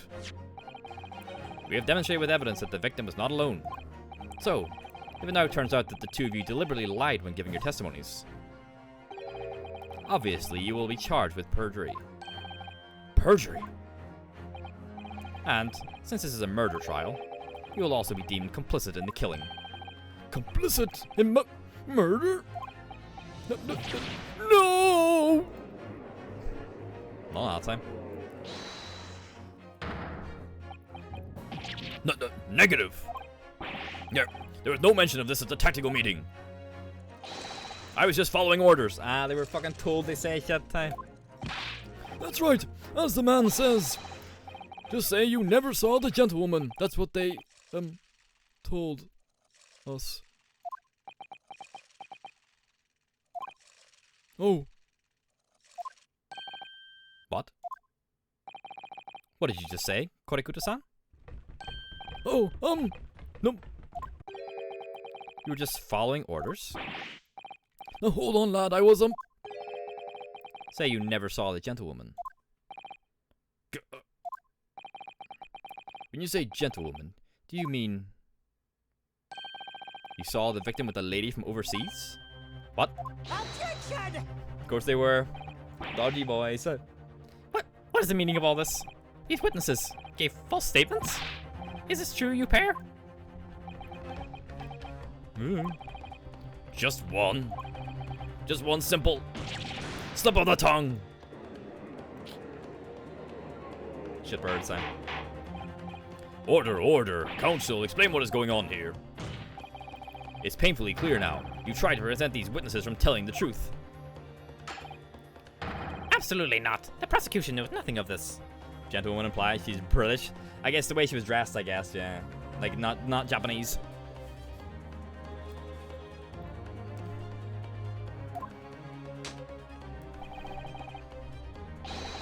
It's also like the terminology, I guess, gentleman, gentlewoman. How it's been translated, I assume.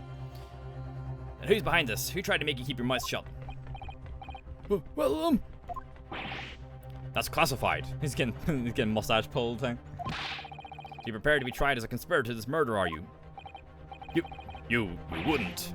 This can't be happening. Ryunosuke, judging from the way they're reacting to this, I'd say they were sworn to silence by someone with considerable influence. However, I don't believe Ouchi had any idea about it. What are you saying? I mean, to wield that kind of influence, there are only a handful of possibilities. It could only have been the government, the military, or the police, I suppose. Always the way, huh? Well, any ideas about who might be behind this? If we can affirm who tried to silence these witnesses, then we can continue our pursuit. We need to name whoever it was that tried to make the witnesses keep their mouths shut. Of course, we'll need evidence before we make any firm accusations. Evidence that proves whoever really did wield his or her power here. But how can we possibly... Remember how we made progress before? Before? We examined this piece of evidence in more detail and found a new clue as a result. Time to look at the business card. Oh yes, that's right. Well, that's not the only piece of evidence we have, is it? We need to re-examine everything and make sure there's nothing we've missed. There's no time to lose. I want answers. If it's proven that these witnesses have been manipulated, I assure you the penalty will be severe. Please, wait. Your Excellency. I had no idea about any of this. I swear to every Shinto god. I knew nothing. And what does the defense have to say about all this?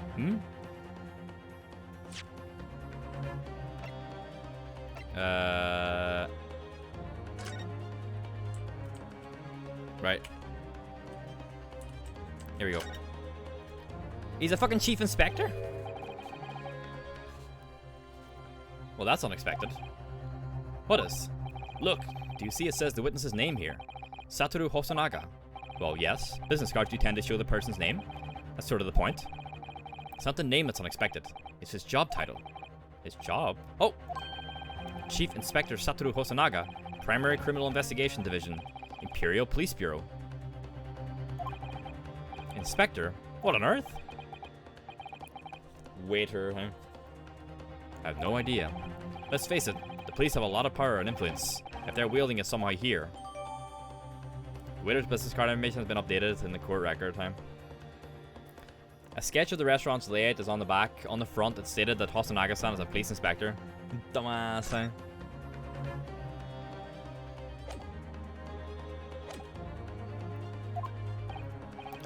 Well, Your Excellency. No time to think.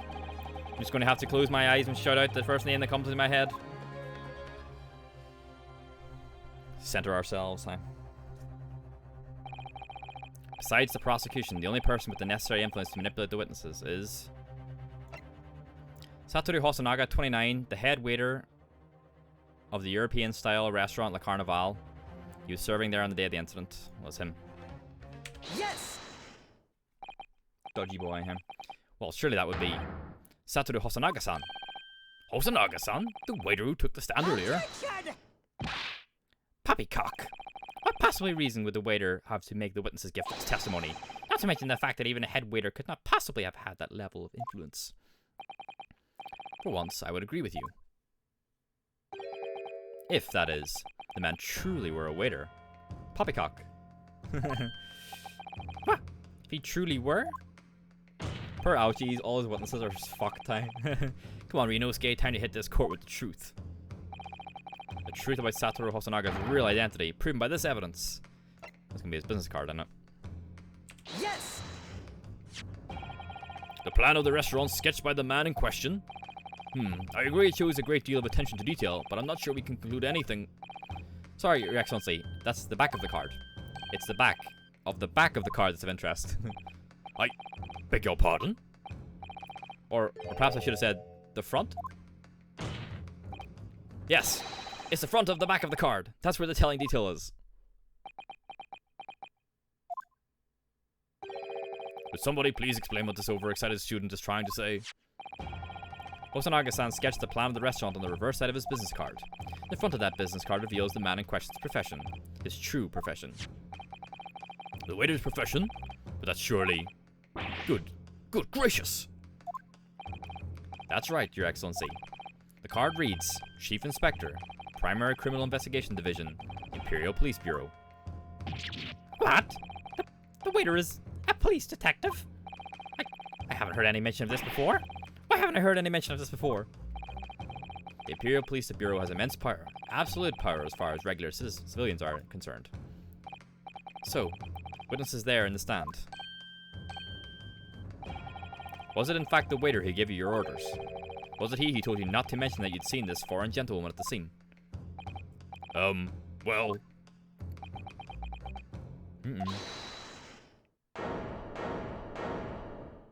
Uh-oh. Oh, fuck, he's back! Inspector Hosonaga. I was worried something like this may happen. The moment you asked me to submit my sketch as evidence, I realized there was a possibility. That's right, he shot himself when we took his card. That's right.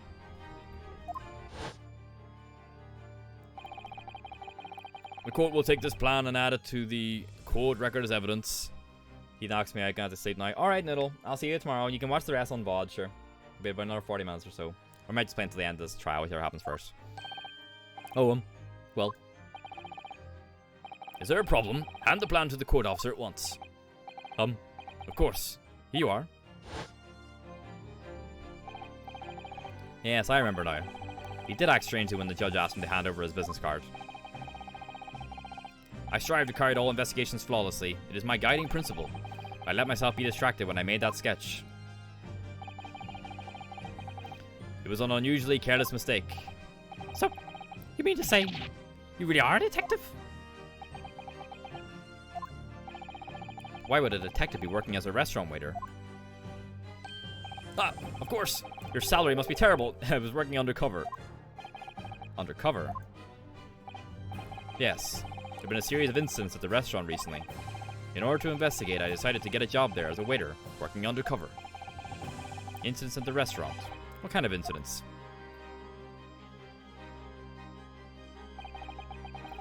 That'll be classified police information, which I am not at liberty to divulge.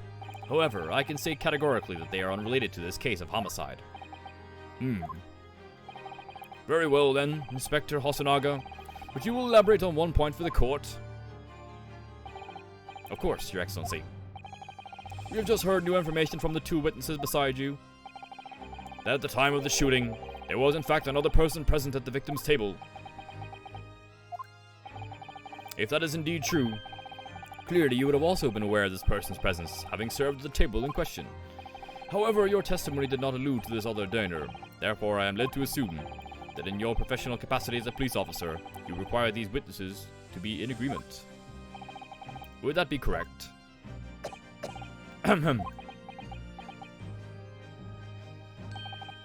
Correct, Your Excellency. Unbelievable. As I suspected.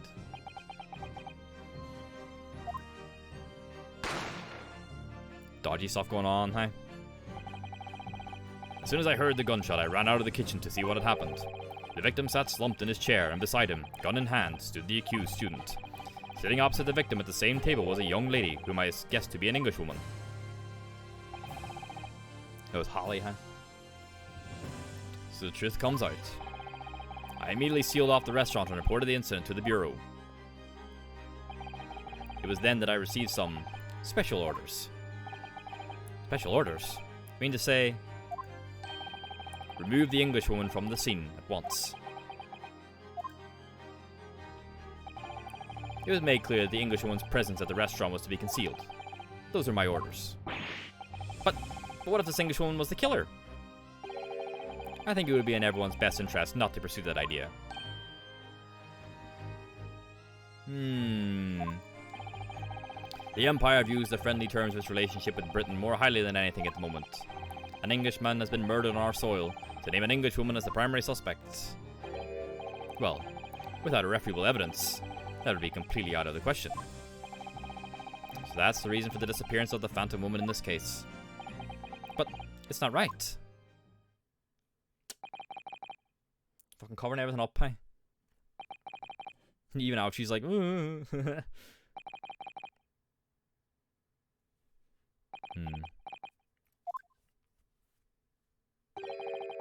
One possibility does spring to mind. What do you mean, Kazuma? Yuma University is currently hosting a number of exchange students from Great Britain. I'm fairly certain that one of them, studying in the medical facility's faculty's research laboratory, is a young Englishwoman. What? Uh-oh. Ah, Kazuma, what are you fucking getting us under here, boy? My chair is fucking going way down here. You're a shrewd man. I can see why you're the chosen candidate for the overseas study tour. You mean, when I removed the woman from the scene of the crime, I thought it prudent to check her identity first. Then the court demands that you name the lady in question at once, Inspector. The Englishwoman sitting at the university professor's table was a certain Miss Giselle Brett. She is indeed a foreign student studying in the research laboratory of Yuma University's medical faculty. What is happening here? Fucking he just lost control of the time. I admit that under orders from the police bureau, I erased all evidence of this lady's presence at the scene. I'd ordered these witnesses to make no mention of her in their testimonies. It must now be up to Your Excellency to decide how to deal with the situation. Well, we fucking bungled this one time. Very well. My thoughts on the matter are as follows. Thus far, the case presented to the court has been underpinned by a particularly critical premise. Namely, that the victim was dining alone. However, as we have now discovered that this premise is false, it would be a desecration of our justice system to ignore the truth and give a ruling at this point. Nice. We're off the hook. But, Your Excellency, that would mean missing the noon deadline of a ruling in order to send a telegraphic report to Great Britain. Our own government will surely be very displeased by such actions. Calm yourself, Counsel. I will not allow the government of our country or any other to influence the proceedings of my courtroom. Inspector Hosonaga. Yes, sir. You will locate this Giselle Brett and escort her to the courtroom with the utmost urgency. At once, Your Excellency. But that means you'll be going against the special orders you were given from the police bureau. As I said before, it is my guiding principle to carry out all investigations flawlessly.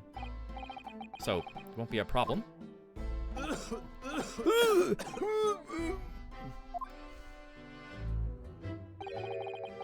Nothing will get in my way. Except maybe Runa. Court will adjourn briefly. The prosecution must call the English student, Giselle Brett, to the witness stand. Do I make myself clear? Yep. Yes. Your Excellency! That's a lot of Y's. Good, then we'll have a 30-minute recess before reconvening. Fuck. If they hadn't lied time, it would have made it much easier for them, but now we need to fucking press them into the dirt. That's all them. That's not me. Yes. Go here. The Adventure of the Great Departure. Nice. Time for me to go to sleep. Have fun, gamer. Have a lovely night, Emmy. Thank you for stopping by. And I'll see you tomorrow sometime. Have a good one. Bye bye. 22nd November, 11:38 a.m. Supreme Court, Judicature, Defendants, Antechamber, 5. Excellent work, Renosuke. That was superb. Oh, my heart was in my mouth the entire time. It was almost unbelievable. I mean, looking at you in there. You were drenched in sweat, your eyes popping, your knees knocking, and you were grinding your teeth. It was a grim sight, but before I knew it, you started finding inconsistencies in the testimonies.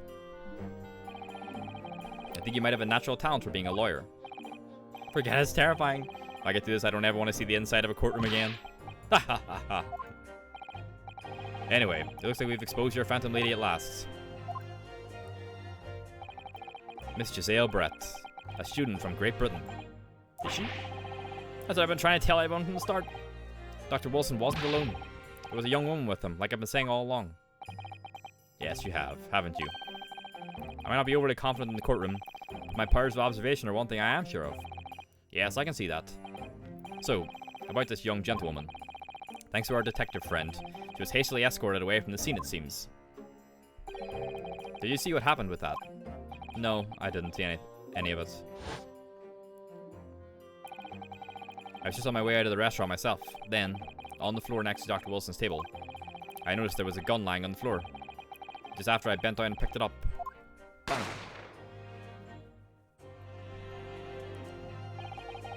I didn't have time to think about where the sound of the gunshot had come from. The waiter ran over to me, looking as white as a sheet. Well, the inspector, now that we know. He bundled me into some sort of small pantry next to the kitchen. Fast thinking by the detective, he apprehended his suspect without a moment's delay. Yes, and because I was shut in the pantry, I have no idea what happened outside in the dining room area. Okay. Oh, there you are. Well done, both of you. Is it gonna be the teacher? Yeah, there you go. Professor Mikotaba. Well, it seems I was right. The pair of you make an outstanding team. You've exceeded my expectations, I have to say. Yes, it seems you planned this from the start. You arranged things so that I wouldn't be able to act as a lawyer in this trial. Don't know what? Our modern country is still in its infancy. Our justice system, even more so. Which is why I firmly believe that we need to send our brightest young stars overseas to learn all they can. I wanted to avoid a situation that may have resulted in your study tour to Great Britain being cancelled. Well, it makes no difference. Lawyer or otherwise, if I'm the kind of man who can't help his best friend avert the worst crisis of his life, I shouldn't waste everyone's time by going to study overseas anyway. What are you saying, Kazuma? He's just a good lad, time. So that's your stance. I was afraid you'd feel that way. Kazuma. Well then, it looks like it all comes down to you, young man. To me? Yes, you need to prove your innocence and uncover what really took place in that restaurant. I must say, I very much want to know the truth. Sorry, 1 sec.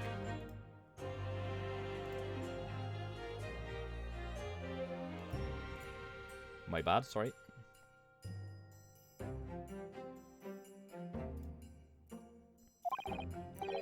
After all, I have a personal connection to this case. Come to think of it, he said the same thing earlier this morning, didn't he? If you don't mind me asking, Professor, did you know the victim? Yes, I did. As you're probably aware, Dr. John H. Wilson was a visiting professor at Yume, and it was I who invited him. Oh, I see. I didn't know that before. Anyway, you're about to go into battle. The victim was a university professor from Great Britain, and a well-known one at that. I think it was the potion seller, hey? Naturally, our government is looking to identify and punish the culprit as quickly as possible. Let's not forget who we're going up against. The gentlewoman whose involvement our police bureau went to extraordinary lengths to hide. That's not my phone.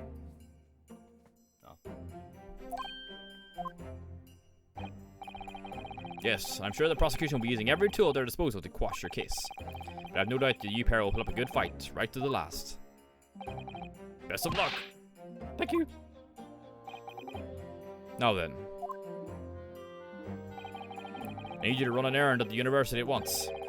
There's something I think we may need. Of course. You gonna go get some shit time. Good luck, Kazuma-sama. Sama, hey? Defendant Naruhodo, court recess is over. Please make your way back inside the courtroom at once. It's time. Let's get back to it, partner. Let's go in there and deal a decisive blow. Before those old fossils know what's hit them. Let's do it, time. Kazuma? What? Thank you. Really? What for? Well, if you hadn't said you believed me, then I'm pretty sure I'd already been found guilty by now. Look, I have faith in you. I love the music, as a lawyer and as a friend. Coming from you, that means a lot. What a boy, hey?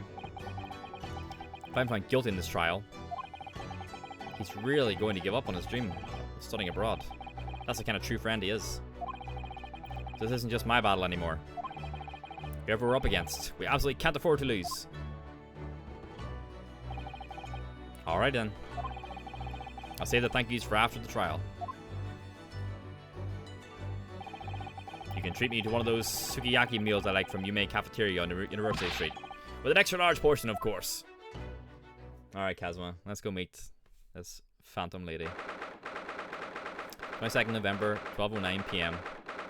Supreme Court of Judicature, Courtroom 2. Alright, where is she, huh? The court hereby resumes the trial of Rinosuke Naruhodo.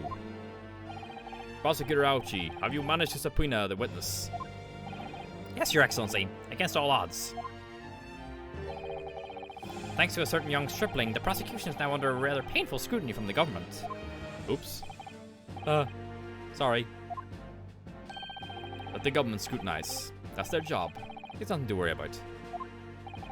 It's highly unlikely that the good relations we forged with Great Britain will emerge from this trial unscathed. Will you still think it's nothing to worry about when the new tree breaks down on our nation founders? Fluff flounders, I'm. Again, terribly sorry. If the friendship between our nations is really so fragile, and the treaty isn't really worth the paper it's written on. Bye, Kazuma, hey? You really have nothing to worry about, Rinosuke. What do you mean?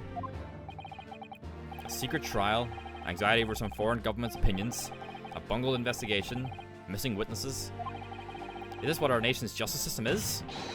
Is this Supreme Court of Japan or of England? Shut up! Shut up, you jumped up rookie boy! You and your friend know nothing of the situation our nation finds itself in. By aligning ourselves with this great world power, we'll become strong. Diplomacy has never been more critical. They just want to get in there, how there is something. Steady political maneuvering is what will secure our future. I won't deny that I'm no expert. I'm just a student, and one who could arguably study harder too. But standing here now in our Supreme Court, there's one thing that I feel very strongly. A country that fails to uphold the truth in its justice system is a country with no future at all. Like it, time. Fucking knock them all on their arse, time. Well said, Rinosuke, despite the wide-eyed look of terror. You little brats! Thank you, Counsel. This court is the pinnacle of our nation's justice system and exists solely for the pursuance of truth. With that in mind, this trial will now resume with the next witness taking the stand. The visiting student from Great Britain, Miss Giselle Brett. Yes. Your Excellency!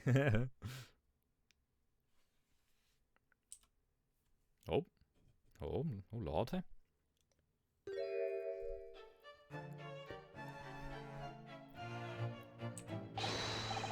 Oh, what a delight it is to welcome such a fine gentlewoman to Japan, and from such a distant land.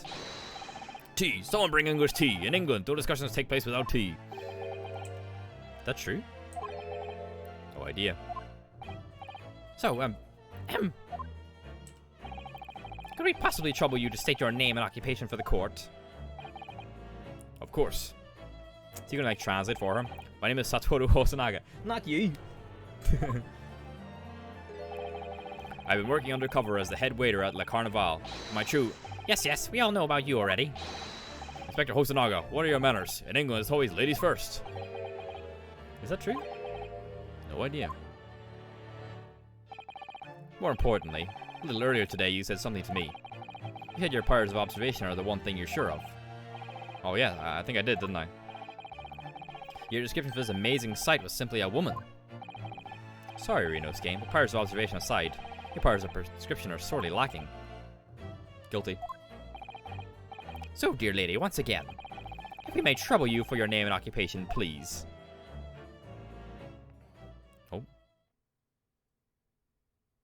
Oh. Mysterious, huh? What? I don't speak that time. Speak Japanese, please.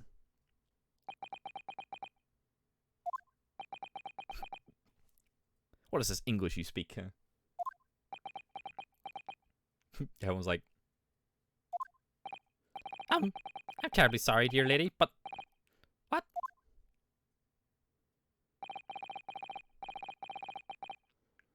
rhubarb.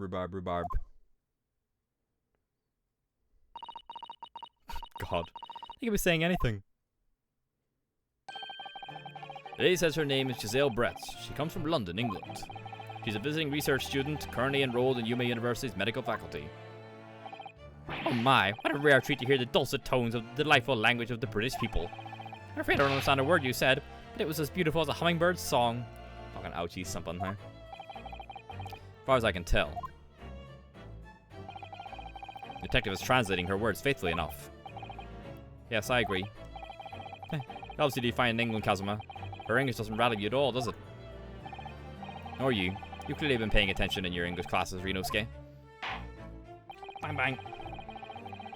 The court thanks this beautiful lady for taking the stand. Now, if we may trouble you to confirm something, Miss Brett. I'm assuming she can understand us. 3 days ago, at a restaurant called La Carnival, a grim murder took place. The court has been led to believe that you were dining there with the victim, Dr. Wilson, at the time. Is that correct? Were you eating with Wilson? Yes. Yes, I was. She says, yes. That's all? This could take some time. Even though she's studying here in Japan, she can't speak any Japanese. I suppose that makes sense. She's like, she needs him to translate her speech as well. She'd like to apologize for disappearing from the scene. She says that she was due to make a presentation at the university, so she had to leave immediately. I thought she was like covered up. Interesting when you're the one who engineered her escape. I was just following special orders from the Bureau. Well now, dear lady, would you be so kind as to cast your eyes over this photographic print? Is that your stick? Seeing as you were so unfortunately present at the scene of the crime, could it be that your resplendent eyes caught sight of the wicked perpetrator, perhaps?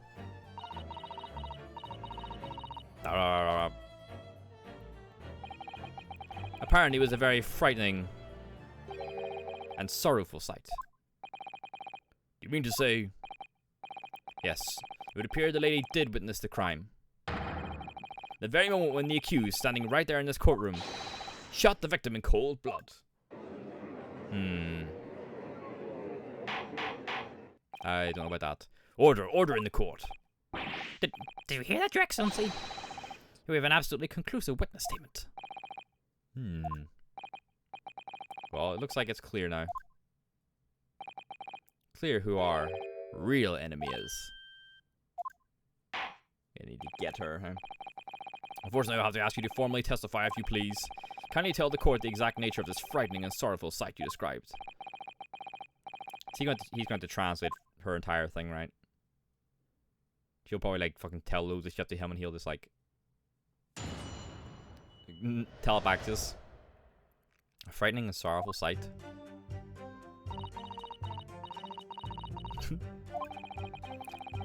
I had arranged to meet for a slightly late luncheon with Dr. Wilson that day. The professor was unable to eat, so I ordered for myself only a beefsteak. After a while, the accused came over to greet the professor, and they got into a fierce argument. Then, not long afterwards, the accused took the professor's gun and shot him right before my eyes. I don't know about that time. I don't carry a gun myself, so obviously I couldn't have been the culprit. It was an English-made gun, too. It's a condemning testimony indeed. No, I didn't have any kind of argument with the professor at all. Objection! Oh, gee, go away. Quiet, you filthy wretch. Look at you, you black-hearted blackguard. Look at this Snow-White angel. He's just something, huh? I'm sure even a dark-minded scoundrel like you can imagine those words, whose words the court is going to believe. Oh. You're still making the same mistakes, Ryunosuke. You mustn't blurt out when you're goaded like that. That's a lesson you need to learn. Oh, but he's so annoying. Of course, I was at the scene as well. I took statements from this lady and the 2 witnesses who testified before, and reported back to the bureau. It was decided that Miss Brett was not involved, so I let her go. The testimonies of the last 2 witnesses were completely worthless, however. Well, even so. On the day in question, the lady was wearing the same outfit as she is today.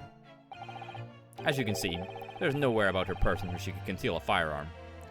What about in the fucking giant swan hat? I would think she could hide a gun almost anywhere in that outfit if she wanted to. Oh, that's not until the precise location where the witness could have hidden a weapon can be shown. This is moot. There are no pockets in my outfit. I have nowhere to hide a gun. Those are the witness's own words on the matter. Ah, that's ridiculous. If only I was allowed to lift up her dress, I could prove it. Don't think about doing anything rash, Ryunosuke. I didn't fire the gun, I picked it up. There must have been another gun there that day. Is like the swan head like actually a gun? You're right about that, which means this lady was hiding a gun somewhere. Yes, that's what we have to prove now. And to do so, we will need to pull her testimony apart. The fucking that damn smile, huh?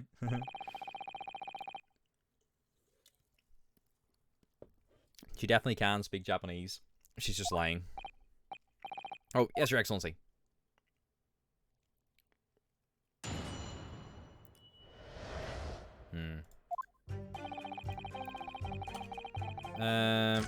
Okay. Ordered myself only a beef steak. After a while, the accused came over to greet the professor and they got into a fierce argument. Yes! Oh, we did not time. I never got into an argument with the professor. All I did when I noticed him was go over to say hello. Please, don't get angry with me. No, I wasn't directing that retort at you. I meant for the lady next to you. But anyway, as I said, I did not argue with the professor. I'm afraid your words were in vain. Sorry? Miss Brett does not appear to speak Japanese. No, of course not. Japanese is such a cumbersome language anyway. Ouchie, you need to stop, lad, huh? English is the future. We must all speak English. I wonder if the prosecution will feel that way forever, or only in the presence of a beautiful woman, Well, that beautiful woman is telling blatant lies with a completely straight face. I have to find something that will unravel her testimony, no matter how seemingly insignificant it may be. Anyway, it seems that after the argument, the accused briefly returned to his own seat. That part ties with what you said, doesn't it? Yes, I still had some coffee to drink. And the next time you got up after that was when I finished my coffee and stood up to leave. Stop smiling. Stop smiling. Yes! I did not take the gun. I found the gun on the floor. Like I said, I did not shoot that gun. And like I said, there's no point repeating that assertion over and over. Well, I wasn't expecting to be attacked by my own side. Come on, fucking Kazuma. Nevertheless, defendant, you can't deny that when the shot rang out in the restaurant, you had a gun in your hand. Well, yes, that's true, but... Oh no. All I did was pick up the gun I saw on the floor next to the professor as I was leaving the restaurant. In fact, yes, there was someone much closer than the victim than me at the time. The highly suspicious lady in the... That will do, you dirty, rotten scoundrel. Dirty? Your baseless accusations could very well cause an international incident, boy. Seems to me that your accusation is just as baseless as ours. What nonsense. The lady is merely stating what she saw. This is already an international incident as far as I'm concerned. Anyway. Just one last line I want to push. I don't carry a gun myself, so obviously I couldn't have been the culprit. Yes!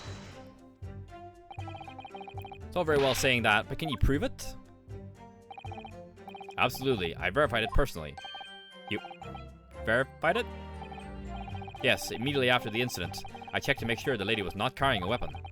I distinctly remember her saying, "I'm not." That's all you did? You just asked her? Surely you carried out a physical search, Inspector. No. Why on earth not? The Honorable English gentlewoman clearly stated that she did not possess a weapon. There's obviously no need for any further probing into the matter. Or, there was no permission given for any further probing into the matter, perhaps.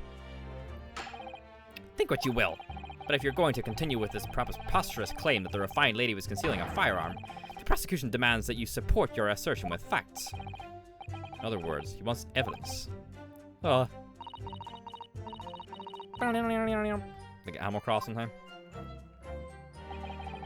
The lady wishes to point out that of course she wanted to stay and assist with the investigation. But she was in a hurry to give a presentation at the university, so she was compelled to leave. Not to mention that your officer told you to get the woman out of there. Not get her out of there. I just urged her to leave. The lady would like to point out that she in no way meant to run away from the scene of the crime. Which is why she is only too happy to cooperate and testify here in court today, of course. Unlike a certain student who refuses to admit when the game is up. You could at least have the courtesy to pay attention when I'm goading you. So she's maintaining that you got into an argument with the professor at the end of which you shot him. Which is an out and out, totally unfounded lie. Still, her statement is very compelling. After all, she's an elegant, refined, young and beautiful gentlewoman from Great Britain. In stark contrast to you, dressed from head to toe in a dull black school uniform. I'm dressed exactly the same way you are, except for the flapping red ribbons. Well anyway, this is our only chance to expose her testimony as a fiction that it is. If we can't do that, the trial's over. Even you, with your thick skin, must be able to feel the murderous looks you're getting from around the room. Only too well. I feel half dead already. And the fact that I can't see a single inconsistency in her testimony isn't making me feel any better either. First thing to do is press her on any of her statements that seem even slightly off to you. Do that, and an opening will present itself. I promise you. Expose the true face of this exotic foreigner that's hiding behind the mask. That's what I should be aiming for in this cross-examination. So what do we have? So she had asked him.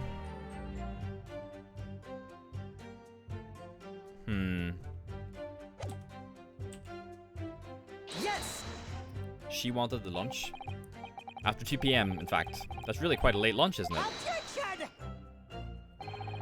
You don't keep up with the latest fashions from Britain, do you? Late luncheons are in vogue, isn't that right? No. Ah. Just a fucking no. A decisive English no has quite a sting to it. The gentlewoman is currently working in the victim's research laboratory, it seems. So it was apparently a daily occurrence that they would lunch together. But on the day in question, the victim had another appointment at the clinic first. Yes, which we can prove from the medical report card that was submitted as evidence earlier. That's right. Miss Brett and the victim went to lunch following the victim's treatment, which is why it was so late. Yes, that all makes perfect sense. Such wonderful logic. What a shining example of English intelligence this fine gentlewoman is. Ouchie. You need to stop, my man. Huh? So you both arrived at the restaurant. What happened next?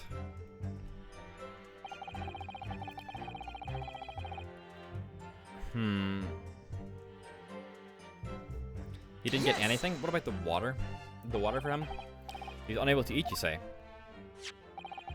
And that was because he just had a tooth removed at the Huda clinic, correct? That's right.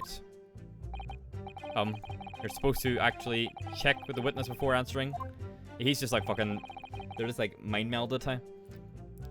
Was Miss Brett aware of that fact? It seems so, yes. She'd heard that the professor was to have some dental treatment. So that would mean that it was you he ate the steak picture here. Is that right, Miss Brett? Okay, we've determined that at least. That's right, yes. The print you have there shows the table exactly as it was left after the horrifying events. Exactly as it was left.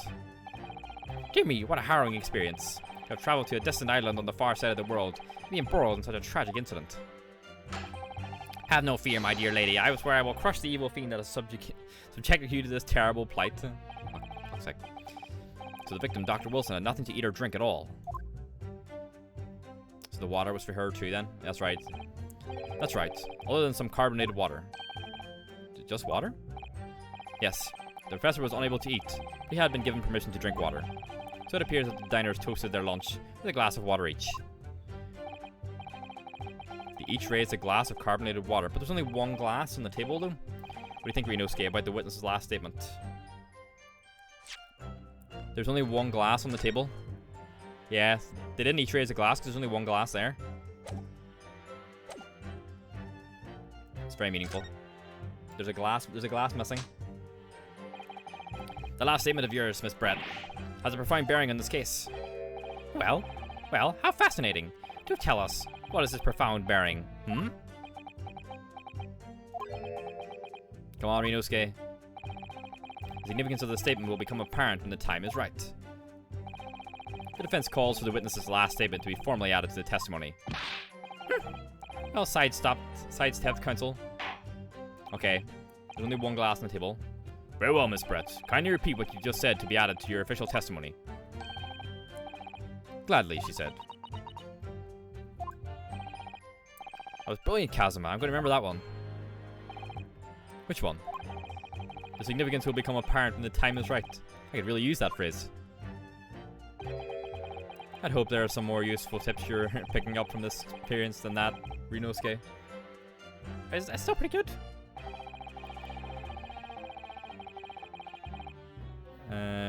Present. Yes! There we go. That's it. Let me just confirm something, please. It's to do with this photographic print.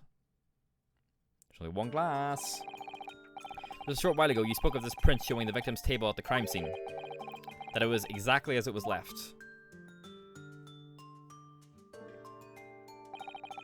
That is correct, the lady says. Well, that is... It's odd. Very odd. Dear me, what's odd is the defense's inability to express itself. Ah. Renosuke, what is it about the print that looks odd to you? Well, obviously, it's the cheers. The cheers? Miss Brett just told us that she and the professor said cheers over a glass of water.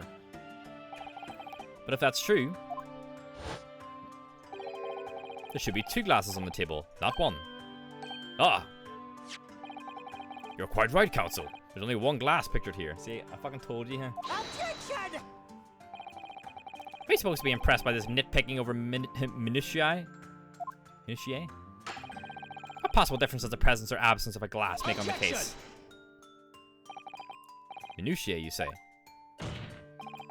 Could it be that the detective here removed a glass from the table to conceal the lady's presence?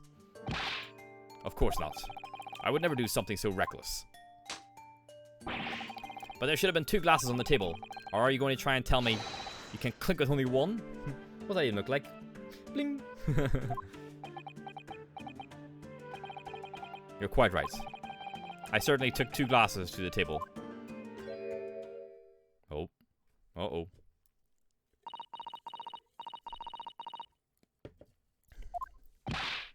Inspector, what did the lady say? It would seem that it was Miss Brett who took the glass from the table. What? It was all so terrifying, everything that happened. I panicked and thought I should try to hide the fact that I'd been there at all, she's saying. Good gracious. Uh-oh. She's gonna start talking? Nah. Sorry. Shit. There. As I assured the court before, this is of no consequence at all. Oh, please. You must remember that this student had just murdered this lady's luncheon companion before her very eyes. Who could blame her for concealing a glass or two in her state of disarray? That's absurd. Oh, really? So do we take it that you're now going to accuse this vulnerable, young and beautiful woman of mischief? What? No. This can't be put down to mischief. I'd like to know. It's fucking tampering with a crime scene. Exactly how the lady took the glass from the scene. Yeah, like where'd she store it? It's probably in her fucking hat. It would seem that she slipped it into a small handbag she was carrying, where she could easily have a gun. A handbag? You say? Yes, Your Excellency. A small handheld pouch commonly carried by well-to-do women in England. So the beautiful lady has very graciously explained how and why she removed the glass from the scene now. However, the fact remains that this glass has absolutely no bearing on the case. This student has been trying to confuse the court with logical reasoning, but in the end, it comes to nothing. No more pretentious accusations. You've wasted enough time already. Indeed, the lady has offered a satisfactory explanation as to why she removed this glass. I think henceforth we can consider the matter to have no bearing on the case. Counsel for the defense, are you in agreement? Well, I don't know really. If you want to pursue this matter further, you're going to need to show that it has some deeper significance. It's where she could have stored a gun. Yes, you're right. She took the glass away in her handbag. If there's a deeper significance there, it's the handbag. Wait, the lady put the glass in her handbag, you say? Yes, do try to keep up.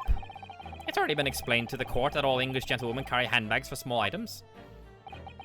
Let me see. A little while ago, Miss Brett stated that the following. There are no pockets in my outfit. I have nowhere to hide a gun. Fucking caught. But what she forgot to mention was her handbag, in which it would be perfectly possible to conceal a gun. You're right. Well done, partner. I had a feeling you'd pick up on that too. What are you insinuating, you vile blackguard? It's really very simple. The gunshot was heard when the defendant picked up the gun from the restaurant floor. As he didn't fire that gun, we can deduce there must have been another firearm at the scene. A true murder weapon, if you will. You can't seriously be suggesting... Inspector Hosonaga. Yes? Did you or did you not search Miss Giselle Brett's handbag on the day of the murder? No, sir, I did not. As I thought. In other words, another gun, the one that was actually used to kill the professor, could have been hidden in Miss Brett's handbag. No! Order, order, order. What is the meaning of this, Inspector? Meaning of what, Professor Kitarauchi? Why on earth did you not have the lady open her handbag and show you the contents at the time? Thanks to your bungling incompetence, now she has to endure these uncomfortable accusations. Brilliant work, partner. Now we have a chance to expose the real woman behind the mask. Do you think so, Kazuma? I'm gonna start bleeding again. Oh. Well, sorry situation. Clearly you have no faith in the police. As I said, I did not search the lady's handbag after the shooting. Simply because it was unnecessary. Unnecessary in what way? I had to thank the student lawyer, really. What happened to the handbag? I have a piece of evidence here that I had completely forgotten about. What? This photographic print. It's the handbag. This print is of a photograph that I thought would be prudent to take immediately after the shooting. As you can see, it clearly shows Miss Brett's handbag. And there's the glass as well. Well, I never. You can see right through to what's inside. Oh, it's like a transparent, okay. That's right. Apparently, meshwork bags like these are the new height of fashion in London at the time. So the contents are clearly visible. Exactly. So there was no need to search the lady's handbag. If there had been a gun inside, it would have been immediately obvious. As you can see, there's nothing to imply Miss Brett's guilt here. Don't smile at me. Thank you for helping to prove that, Naruhodo-san. Ah. Ah. Ah. Get up, Renosuke. Come on, we're not done yet, lad. Order, order. Inspector Hosonaga, you will submit that print as evidence at once. Certainly, Your Excellency. Photograph of the handbag has been entered into the court record. A photograph taken by Hosonaga-san after the incident occurred. It shows Miss Brett's handbag on a chair by the victim's table. I think you've had long enough to cross-examine the witness, counsel.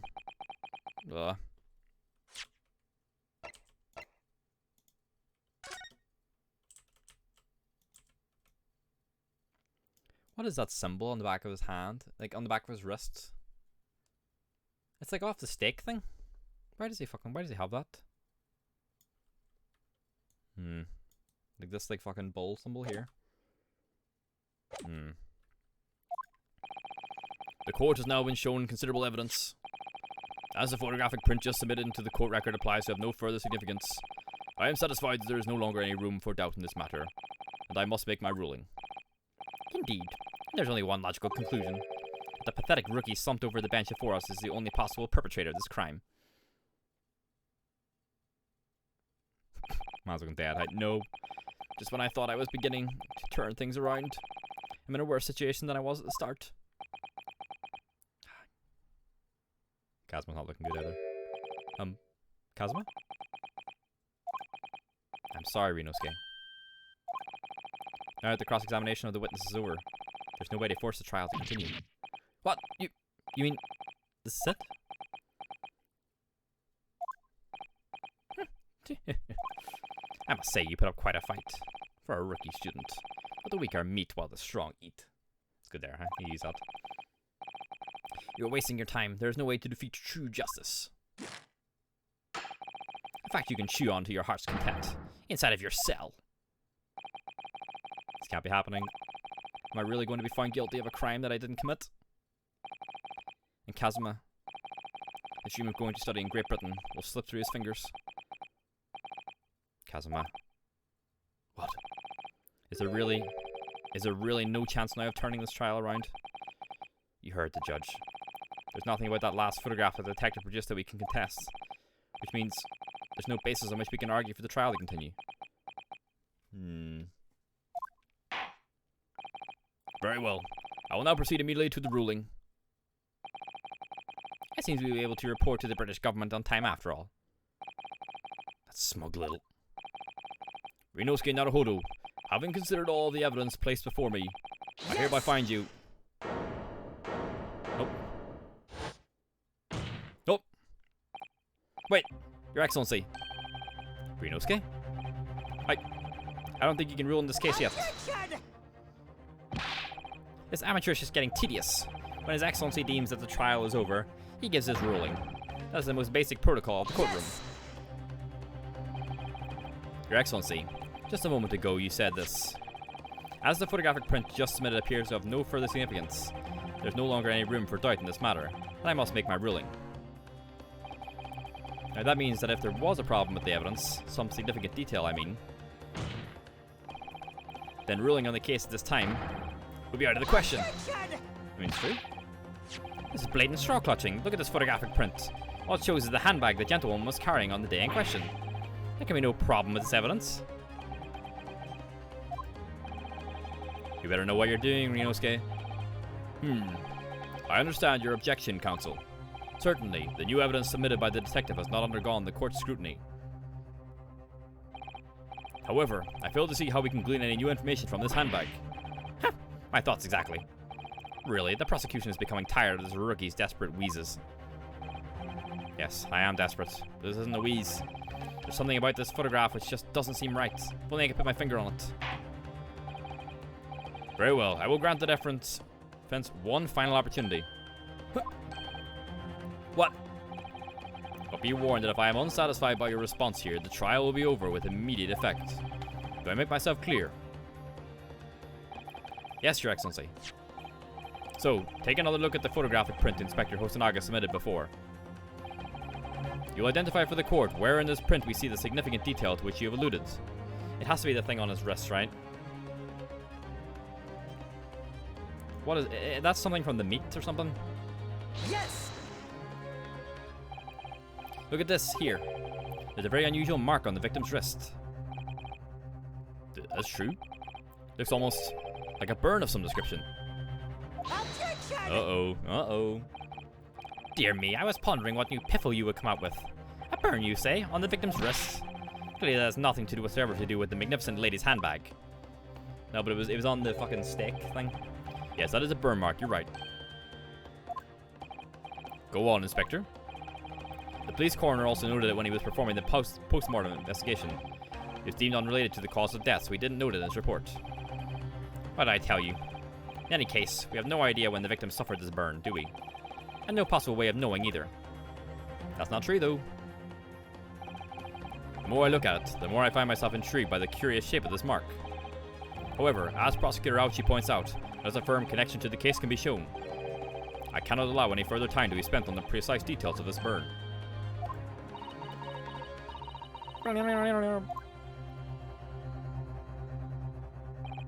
Excuse me, Your Excellency. It would seem Miss Brett has a lunch appointment with the Dean and other university staff.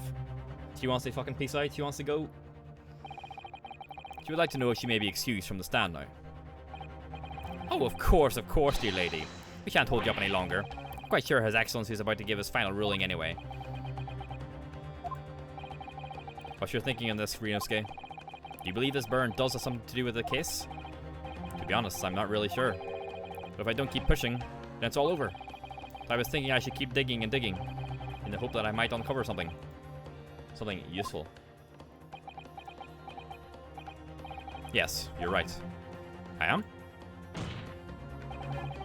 If we can just link the burn to the case. If we can do that, we might be able to prise the shutting door back open again. Just give up, Counsel. You can't possibly hope to do that. Indeed, I'm afraid that without evidence, I can't allow you to pursue what is little more than conjecture. But if we had evidence... Evidence that irrefutably linked the burn on the victim's wrist to the case, then you would allow it? I would, yes. To tell the truth, I had noticed that burn. As soon as you pointed it out, what I did notice was the color draining from Miss Brett's face. Really? I have to find some link between that burn and the case. Come on, Ryunosuke, let's go. This is the moment of truth. It's time to find some evidence that proves what the burn really means. So then, the defense will now present its evidence to the court. The evidence that demonstrates an inextricable connection between the victim's burn and this trial.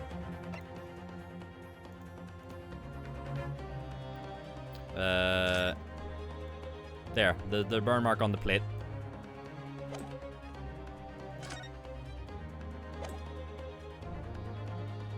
Yes! She fucking she must have burnt him with the thing. What's this, Counsel? Yet another print? Yes, Your Excellency. I believe photographic prints are an amazing invention. We humans look at a scene, we miss things. But in a photograph, things we may have overlooked at the time are recorded forevermore. Do hurry up, Roogie. What are you trying to say? To inconvenience this poor lady any further really would be quite inexcusable. Actually, we may need you to stay with us a little longer if you don't mind, Miss Brett.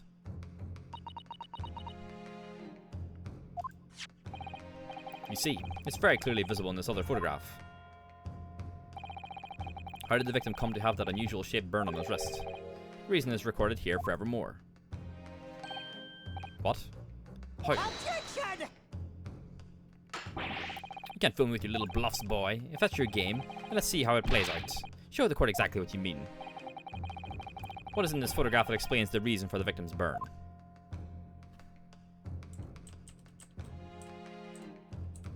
Here. Yes! The beefsteak? Actually, the point is the metal plate the steak was served on. The plate?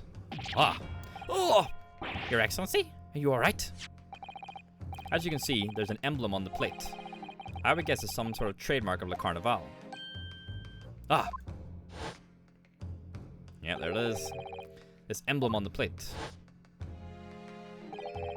And the victim's burn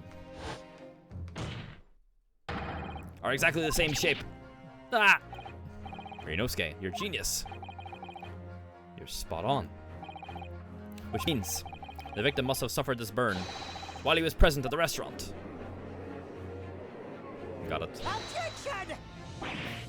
But even if that is the case, we can't know if it happened on the day in question or not.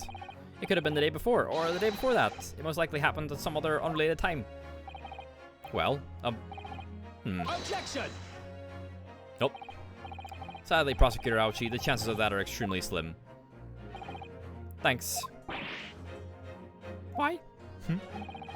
The outline of the burn is clearly discernible. Such a serious injury would have caused quite a commotion in the restaurant. Wouldn't you agree, Inspector Hosonaga? I can't imagine having missed such a terrible disaster, certainly. But... man's crumbling, huh? I would say, looking at the picture of the wound, that it wasn't suffered very long ago. And, although it's not a particularly large burn, it's extremely well defined, as the defense just pointed out. This was no mild burn, that's for sure. Can you be more specific, Inspector? Well, let's see.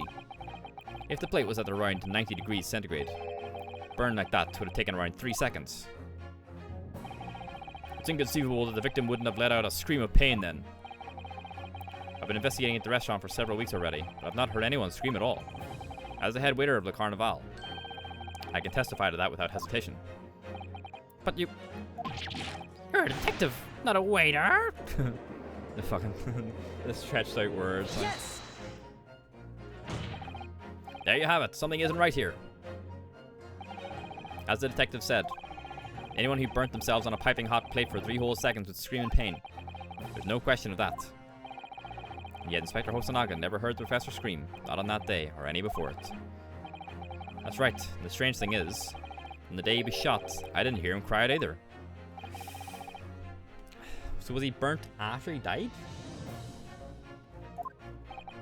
Well, if the professor had carelessly laid his wrist on the plate for anything like 3 seconds that day, that would be beyond careless, I think, Counsel. And the rest of us in the restaurant, myself, the sergeant, and the old antiquities dealer, all of us would, without a doubt, have heard him scream. Wouldn't you agree, Prosecutor Ouchie? Well, yes, I suppose. But the question is, why didn't a single person hear Dr. Wilson scream? He's probably already dead. I almost don't believe it. Renosuke, do you think... Can it really be true? I never dreamed we'd arrive at a conclusion like this, but... I'm starting to think that maybe... we've been led into a terrible trap. Uh-oh. Oh dear. There's only one explanation I can think of to make sense of this apparent impossibility. On the day in question, when he suffered the... He was under the fucking anesthesia.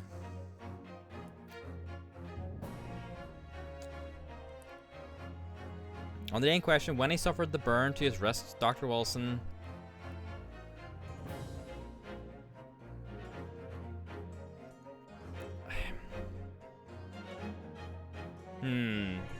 He's either already dead or he was asleep. He was already dead, I think. No man could remain silent while his wrist was burning on a piping hot plate for 3 whole seconds. That's clearly impossible. Apart from in one particular situation. Counsel? Are you suggesting... Yes, it's only possible if the man was already dead. Already? Dead? Fucking got them, huh? Knowing what we know now, it's the only possible explanation. When the beefsteak was brought to Dr. Wilson's table that day, the professor was already dead. That's madness! This is a fucking corpse just chilling at the table. Order, please. Counsel, explain this absurd notion at once. The victim was killed by a gunshot. That's right. That's absolutely right, Your Excellency. This is just another ridiculous ploy by the rookie student, but clearly he has no grasp of the facts. Objection! No, Prosecutor Ouchie, it's you who has no grasp of the facts. I beg your pardon?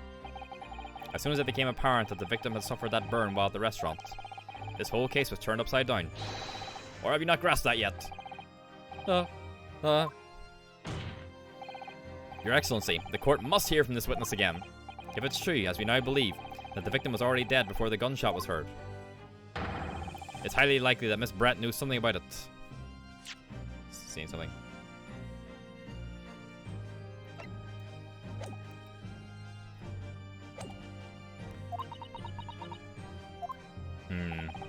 Incredible. I certainly didn't anticipate this twist of events. I'm sorry to say, Miss Brett, that you'll have to forget your luncheon engagement. But, Your Excellency. Uh-oh, she gonna snap now? The justice system in our country may be in its infancy, but rest assured, all reasonable doubt must be dispelled before I am prepared to pass judgment. Thank you, Your Excellency. Uh-oh.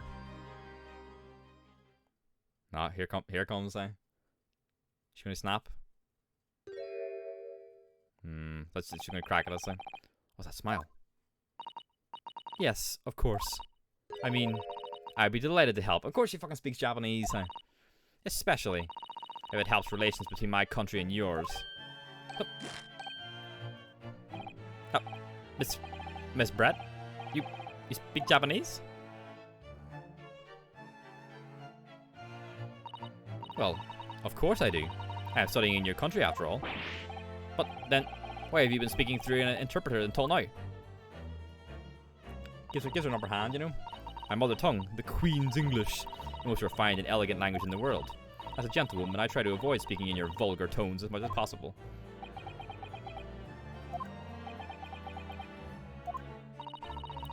It seems that men in this land possess none of the chivalrous values of English gentlemen.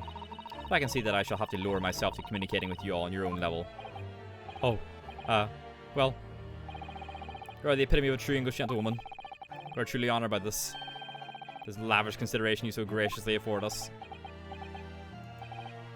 I see. In that case, Miss Brett, I will now ask you to testify in your own words about the events leading up to the death of the victim, Dr. Wilson.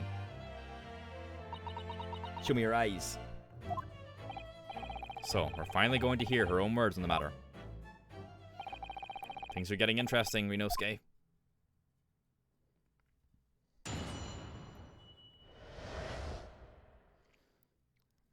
Okay.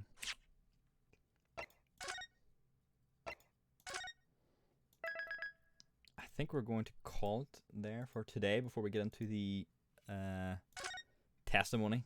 And we'll pick it up tomorrow, methinks.